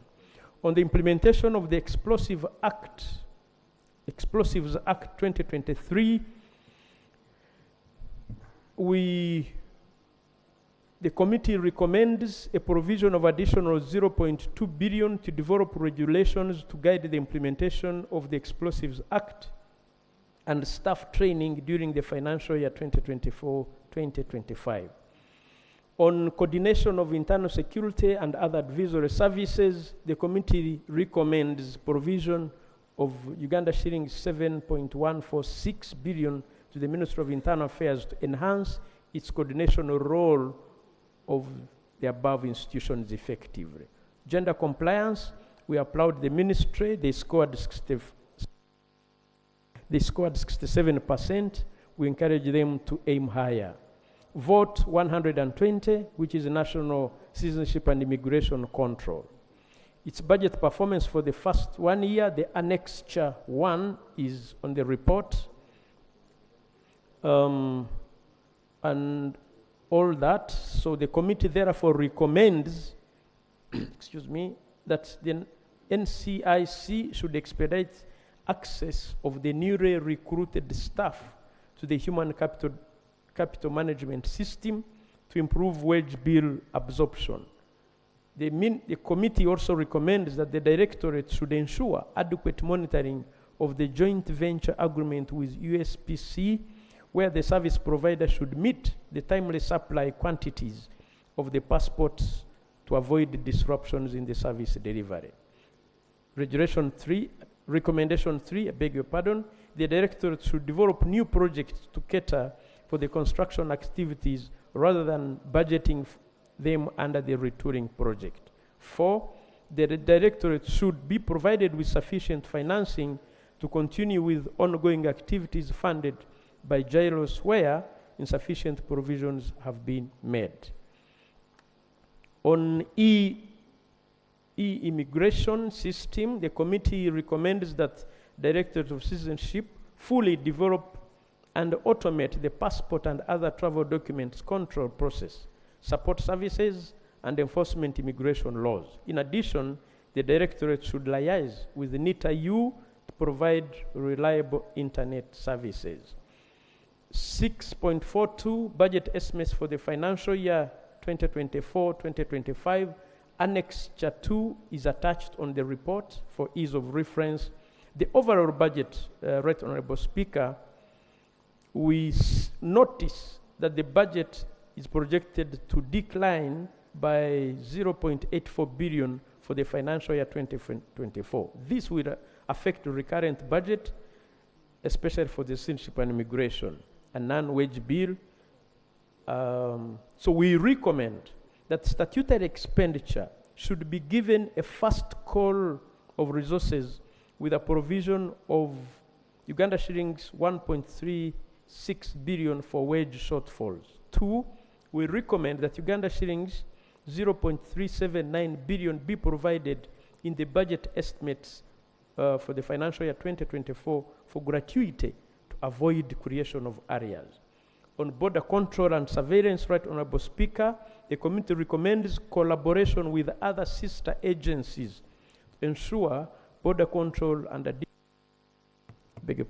additional Uganda shillings 4.898 billion be provided to the Directorate during the financial year 2024-25 for border control management. In addition, the Directorate should consider equipping the all border posts with state-of-the-art technology to facilitate border control in the medium term. Right Honorable Speaker, on post-entry management of immigrants, the committee recommends an additional 4.590 billion to enhance post-entry management of immigrant activities.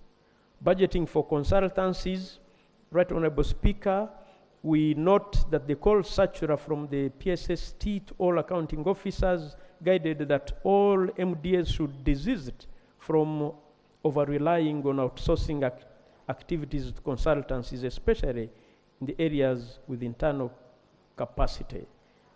We therefore recommend reallocating Uganda shillings 0.95 billion meant for consultancies for activities where the Directorate should have developed the capacity to undertake the above exercise.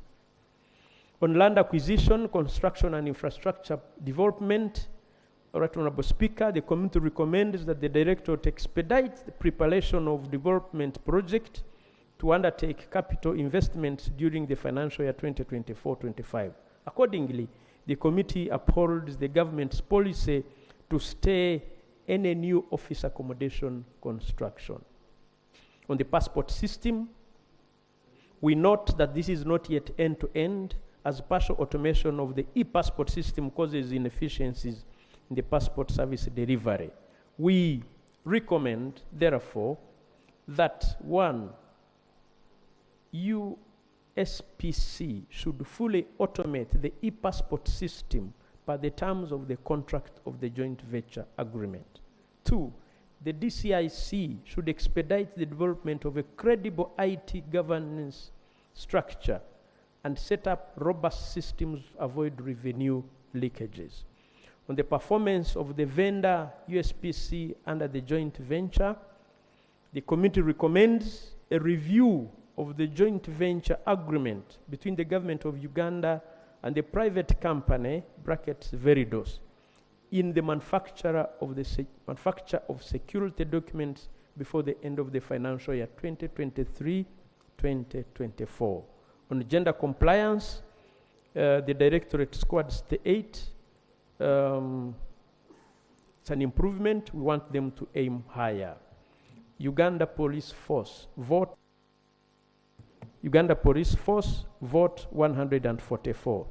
The performance of the first half 2023-24 budget is annexed for ease of reference. The overall performance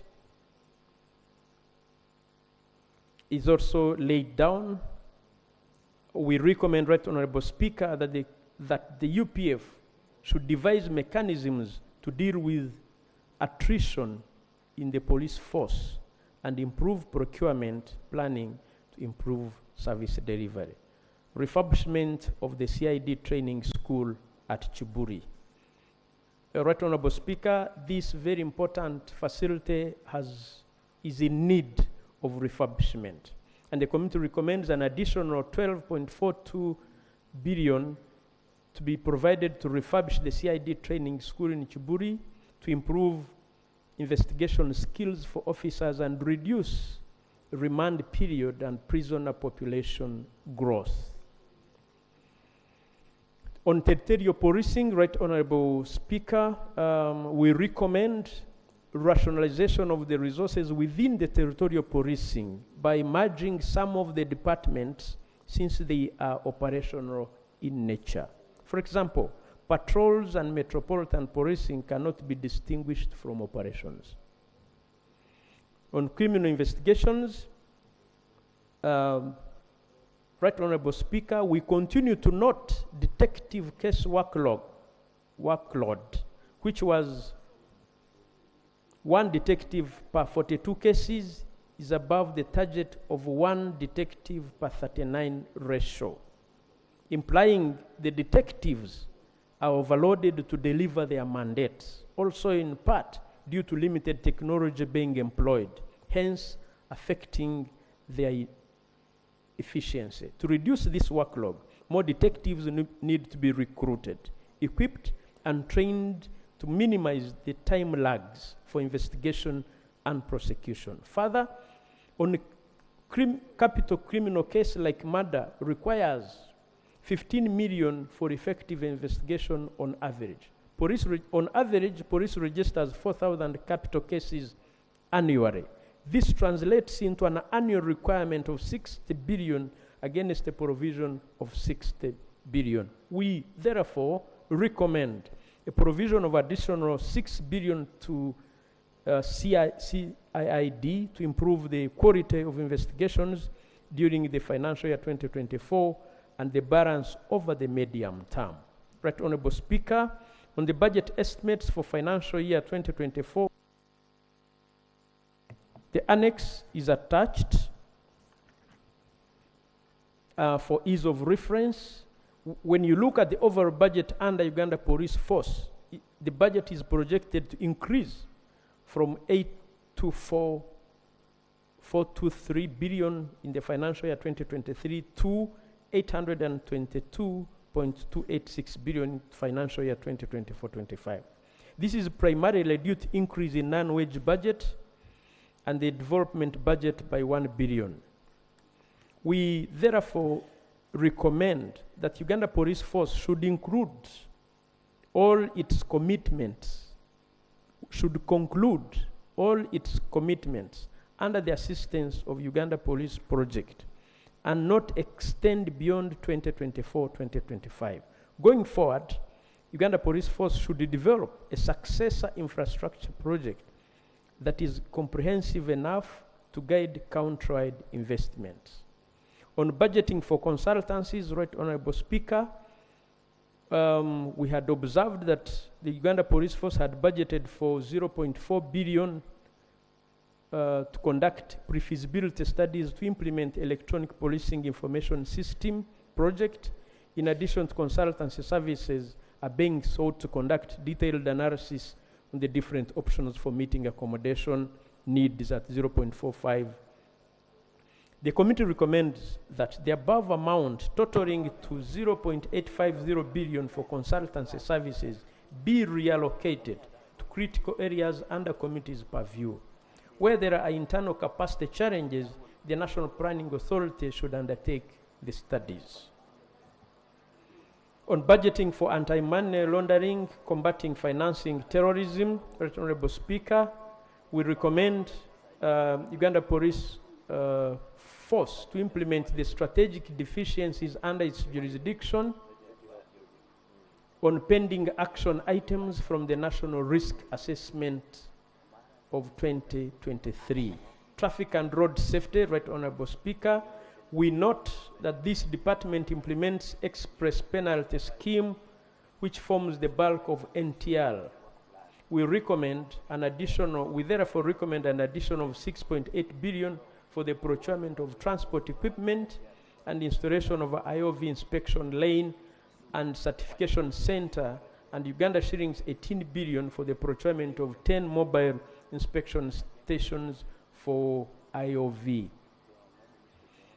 On police accommodation and ongoing construction projects. Right Honorable Speaker, the continued construction of 240 staff houses in Jinja and Entebbe, which requires an additional 69.968 billion. Construction of 8 accommodation blocks at the headquarters in Nakasongora, Shema, Busolwe, Mitoma, Kanungu, Kakumiro has a funding gap.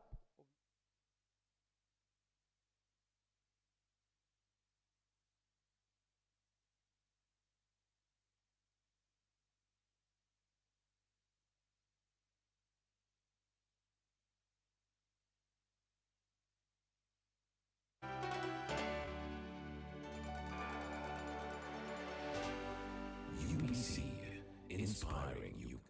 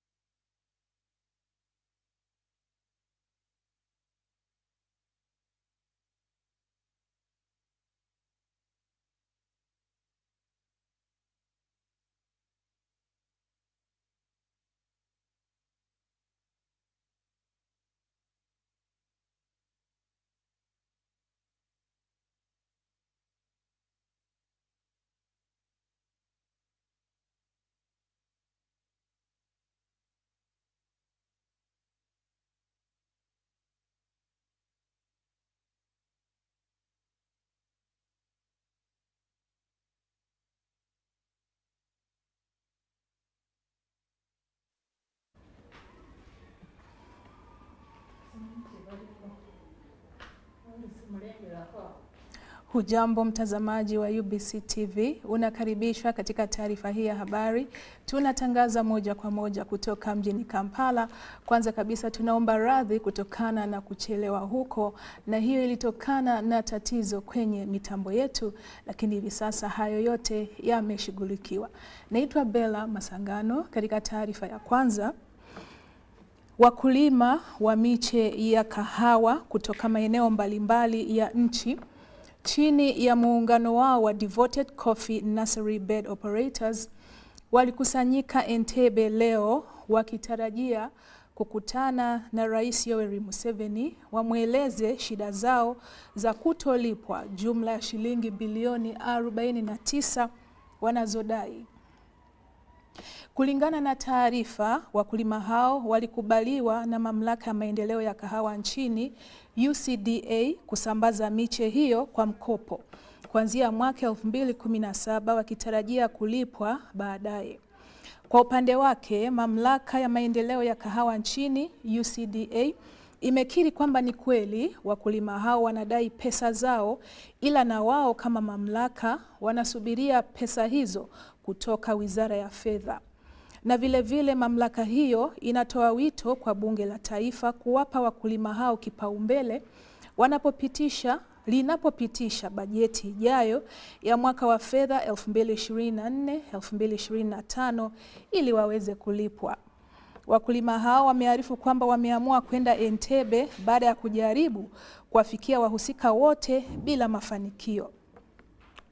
Juhudi za mwandishi wetu wa habari kupata maoni kutoka Wizara ya Fedha kuhusiana na suala hili ziligonga mwamba.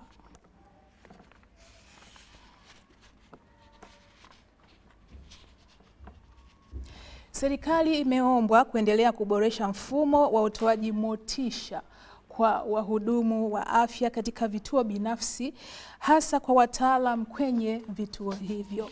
Kauli hiyo imetolewa kufuatia kitendo cha wahudumu wengi wa afya wenye ujuzi katika vituo binafsi kuanza kukimbilia katika vituo vya umma baada ya wahudumu wa afya kwenye vituo vya umma kupandishiwa mishahara.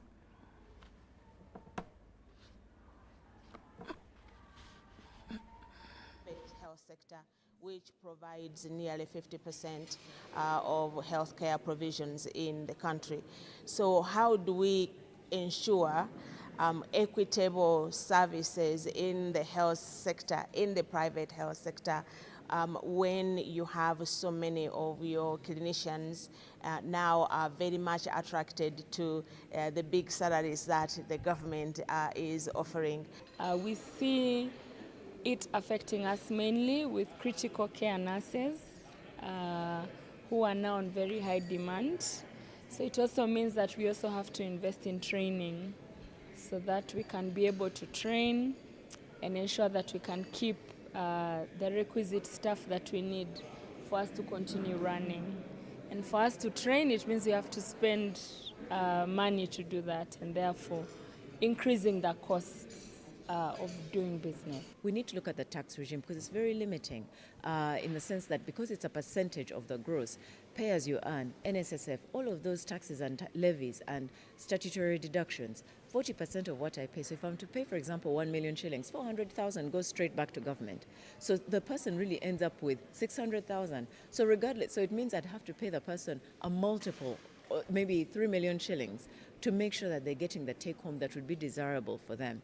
And that is where the challenge comes from. When we're looking at the private sector, we need to look at what is it that is limiting investment. The fact is the cost of doing business is extremely high in this country. The way forward, probably in view of the salary disparities between the specialists in the private facilities and specialists in the government facilities, is to ensure that we second more staff to the private health facilities. And another alternative is to ensure that we train. We have funding to train either medical officers special grade or consultants or senior consultants in some specialization. And this funding can come from government, can come from partners, so that we have a critical mass of specialized healthcare providers at the private.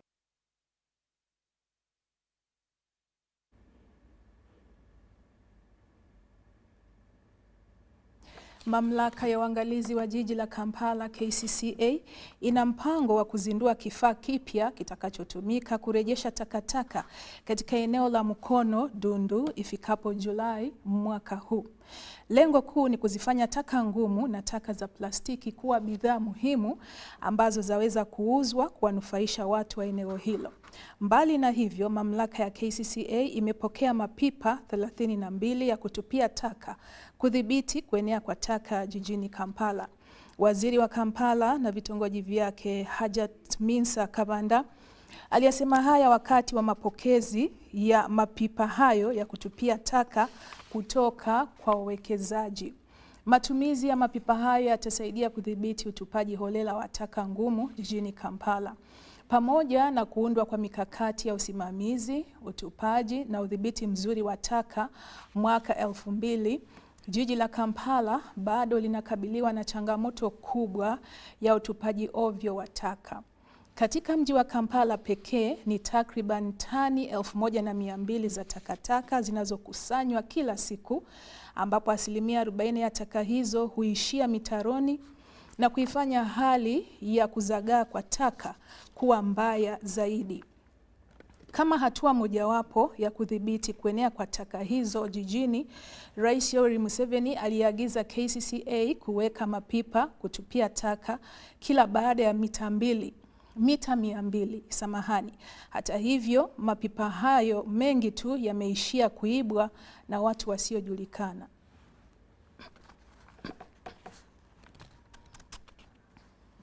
Na kamati ya kudumu ya bunge ya hesabu za serikali PAC imemtaka katibu wa kudumu katika Wizara ya Afya Dr. Diana Atwine kuandaa ziara ya kamati hiyo kwenda kukagua kazi za ujenzi wa hospitali maalum ya Lubowa.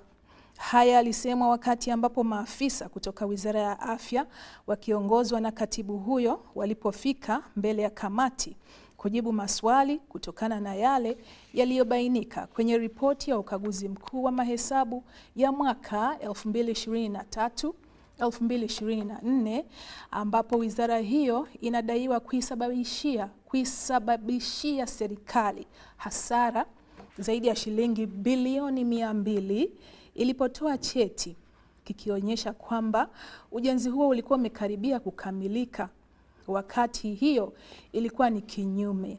Na hali hiyo serikali ikalazimika kutoa shilingi bilioni 1.1 za ziada kwa ajili ya kukamilisha ujenzi huo.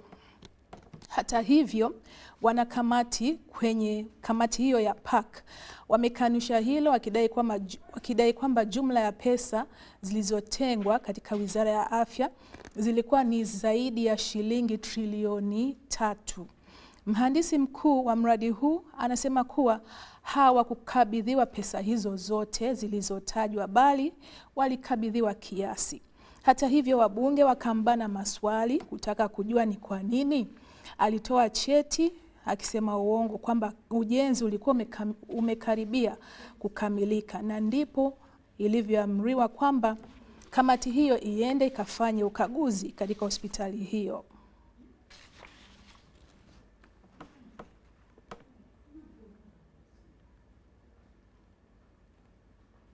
Hivi sasa tupate mapumziko mafupi tu kutoka studio.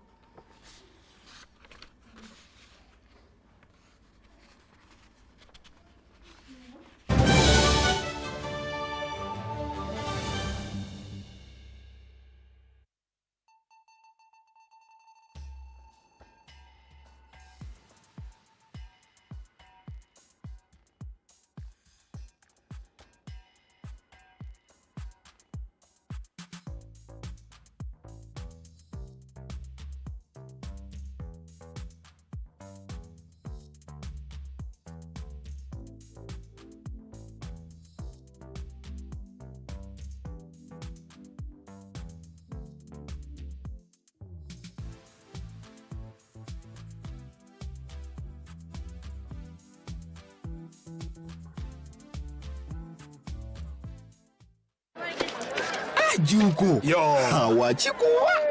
Check the shopping, man. What's your secret?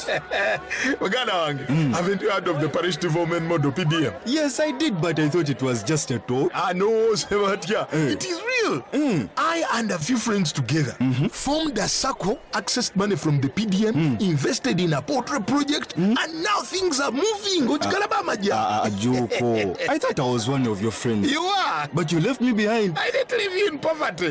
What you do, just visit your LC2 chairperson and your parish chief and start the process of economic transformation. Just like that. The parish development model is an initiative from the government of Uganda through the Ministry of Local for government designed to transform all lives of Ugandans for the better. PDM, my parish, my development, my life.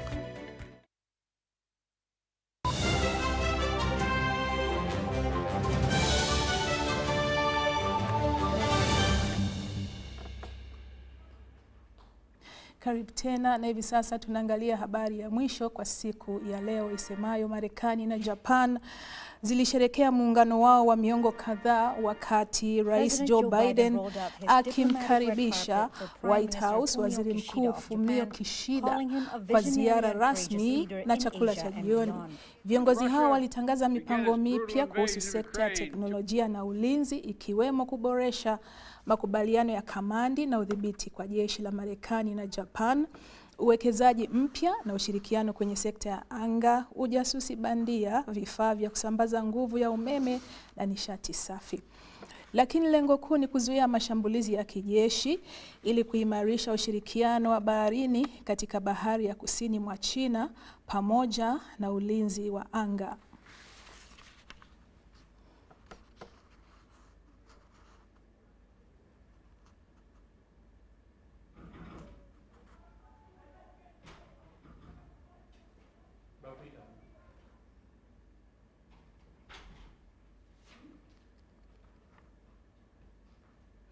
Na hadi hapo sina la ziada, ila kinachokuja hivi sasa ni taarifa kuhusiana na utabiri wa hali ya hewa. Kwangu mimi nasema asante kwa kutizama taarifa hii ya habari.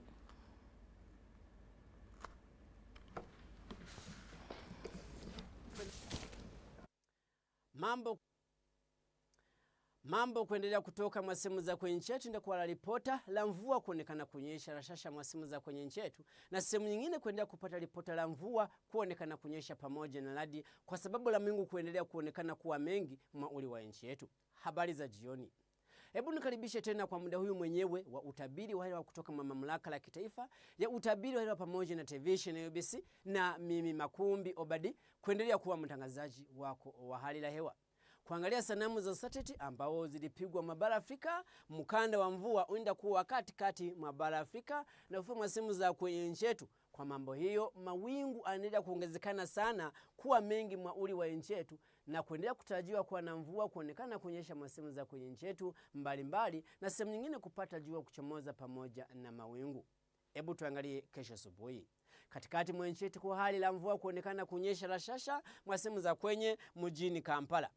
Sehemu nyingine kama ile na Kasongola, Mubende pamoja na sehemu za kwenye Masaka ilitakuwa hali la jua kuchomoza pamoja na mawingu. Kufika sehemu za kwenye magharibi muda wa asubuhi itakuwa hali la jua kuonekana kuchomoza pamoja na mawingu sehemu zote za kwenye ile magharibi. Kufika sehemu za kwenye mashariki muda wa asubuhi itakuwa hali la mvua la shasha kuonekana kunyesha sehemu za kwenye Jinja pamoja na ile Tororo.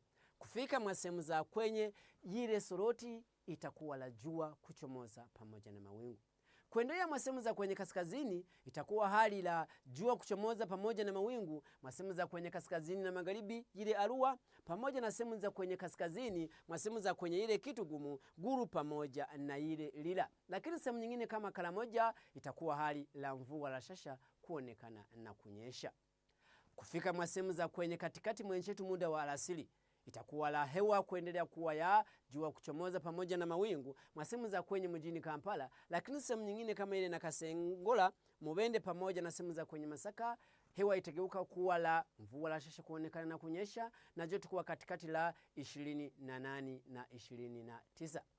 Kufika sehemu za kwenye magharibi muda alasiri itakuwa la mvua la shalasha kuonekana na kunyesha sehemu hizo zote, na joto kwa 28 sehemu za kwenye ile Masindi, kuwa 29 sehemu za kwenye ile Kasese, 27 ile Mbalala pamoja na sehemu za kwenye Kabale ile kuwa la joto la 23.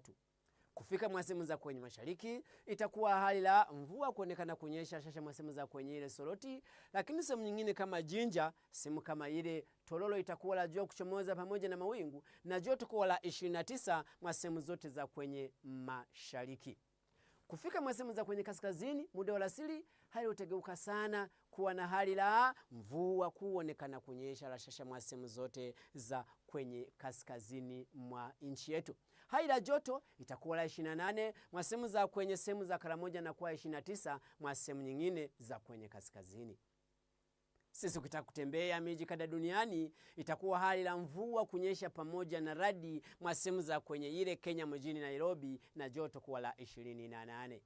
Kufika mwa sehemu nyingine kama ile London pamoja na sehemu za kwenye mjini Dubai itakuwa hali la mawingu kuwa mengi sana mwauli wa inchi ya mwauli wa sehemu za London pamoja na Dubai na joto kuwa la 20 mwa sehemu za kwenye London pamoja na kuwa la joto 32 mwa sehemu za ile Dubai. Kufika Cairo haida kuwa la jua kuchomoza kali na joto kuwa la 29.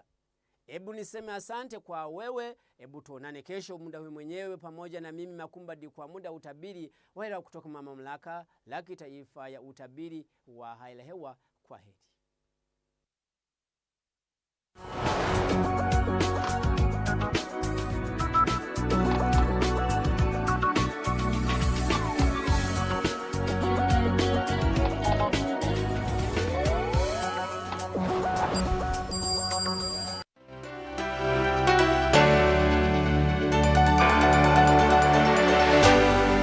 UBC, inspiring Uganda. Juko. Yo. Check the shopping, man. What's your secret? Wagana wange, haven't you heard of the parish development model PDM? Yes, I did, but I thought it was just a talk. No, Sebatia. It is real. I and a few friends together formed a circle, accessed money from the PDM, invested in a portrait project, and now things are moving. Juko. I thought I was one of your friends. You are. But you left me behind. I didn't leave you in poverty. What you do, just visit your LC2 chairperson and your parish chief and start the process of economic transformation. Just like that. The parish development model is an initiative from the government of Uganda through the Ministry of Local Government designed to transform all lives of Ugandans for the better. PDM, my parish, my development, my life. Fred! Osmosis. Freddy! Fred Dollar, my boss, CEO Inojo, the general of generals, the conqueror of conquerors, the first and the final, the sky above the skies, the promised land, the terms and the conditions, the international king crocodile, the source of the Nile. I don't have money today. Just take a polite loan of 200k to stock my shop. The signs and symptoms of success. The bank commander, not the bank teller. Why hassle for a loan when you've got MTN Momo? We're sorting. Use the Momo app or dial *165*5# for all quick loans. Choose from the different loan options from our partners and get one that works for you. Together, we're unstoppable. Nyati Motion Pictures brings you Tuko Pamoja, a documentary film about our unity as Ugandans and Africans. Bunyoro would have simply created an East African community that we are looking for today. The rulers of Bunyoro are actually Luos. We people who live across the Nile, we are so related from our myth or from just the Nile. We are the same people and genetically we are even the same people. We are similar people. We are one. Pamoja, we are one. Use that word, pamoja. Premiering every week from 3rd February to June 2024 at the National Theatre and Indere Center. Daily screenings are from 4th February to June 2024 at Ham Cinemax and the National Theatre. To get a ticket, call 0778 787 660. Tuko pamoja? Ebisera by'okuzaayo abaana mu masomero tebiteekwa kukaluubiriza n'akatono. Eno kusimba nnyiriri mpanvu kano kalipagano ka bidduka. Simanya kuzunga na banka siripsi.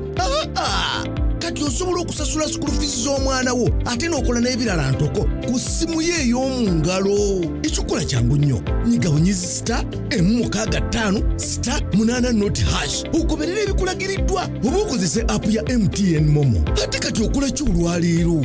MTN Mobile Money Uganda Limited erungamizibwa banka enkulu ya Uganda.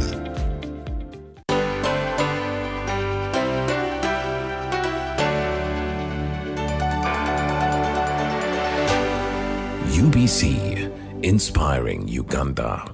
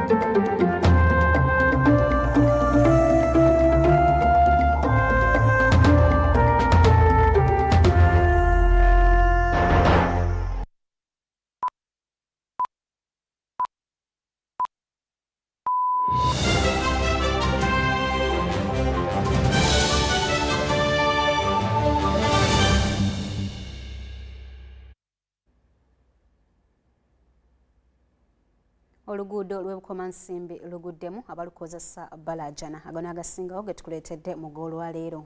Oli ku UBC TV amawulire ga UBC leero nkwaniriza nze Shaidat Nassaku koza ne Yusuf Senyomo ku lw'abannaffe abategeera olulimi olw'obubonero. Nzikiriza nkubagulize ku ebyo ebikoze amakulu oluvannyuma nga kwembujjuvu tosegoka.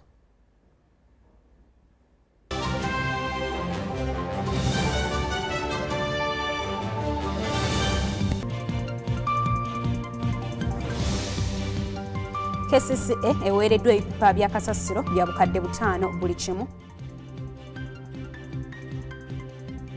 Abalimi b'endokwa ez'emmwanyi kati baagala kugumba ku maka ga President Entebbe. So nga n'abakakiiko mu Parliament ak'ebyobulamu baagala kulambula ddwaliro ery'e Lubowa.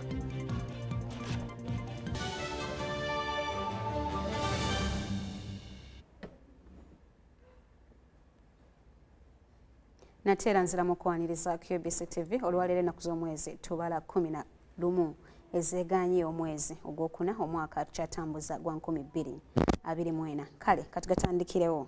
Kampala Capital City Authority bateekateeka kutongoza kyuma ekigaaya kasasiro eddundu mukono mu mwezi ogw'omusanvu omwaka 2024 ekiruubirirwa kya kukyusa kasasiro kumukolamu ebintu eby'omugaso.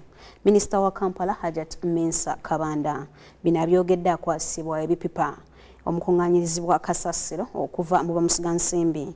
Ebipipa bijja kuyamba okwongera ku nkunganya ya kasasiro wano mu Kampala.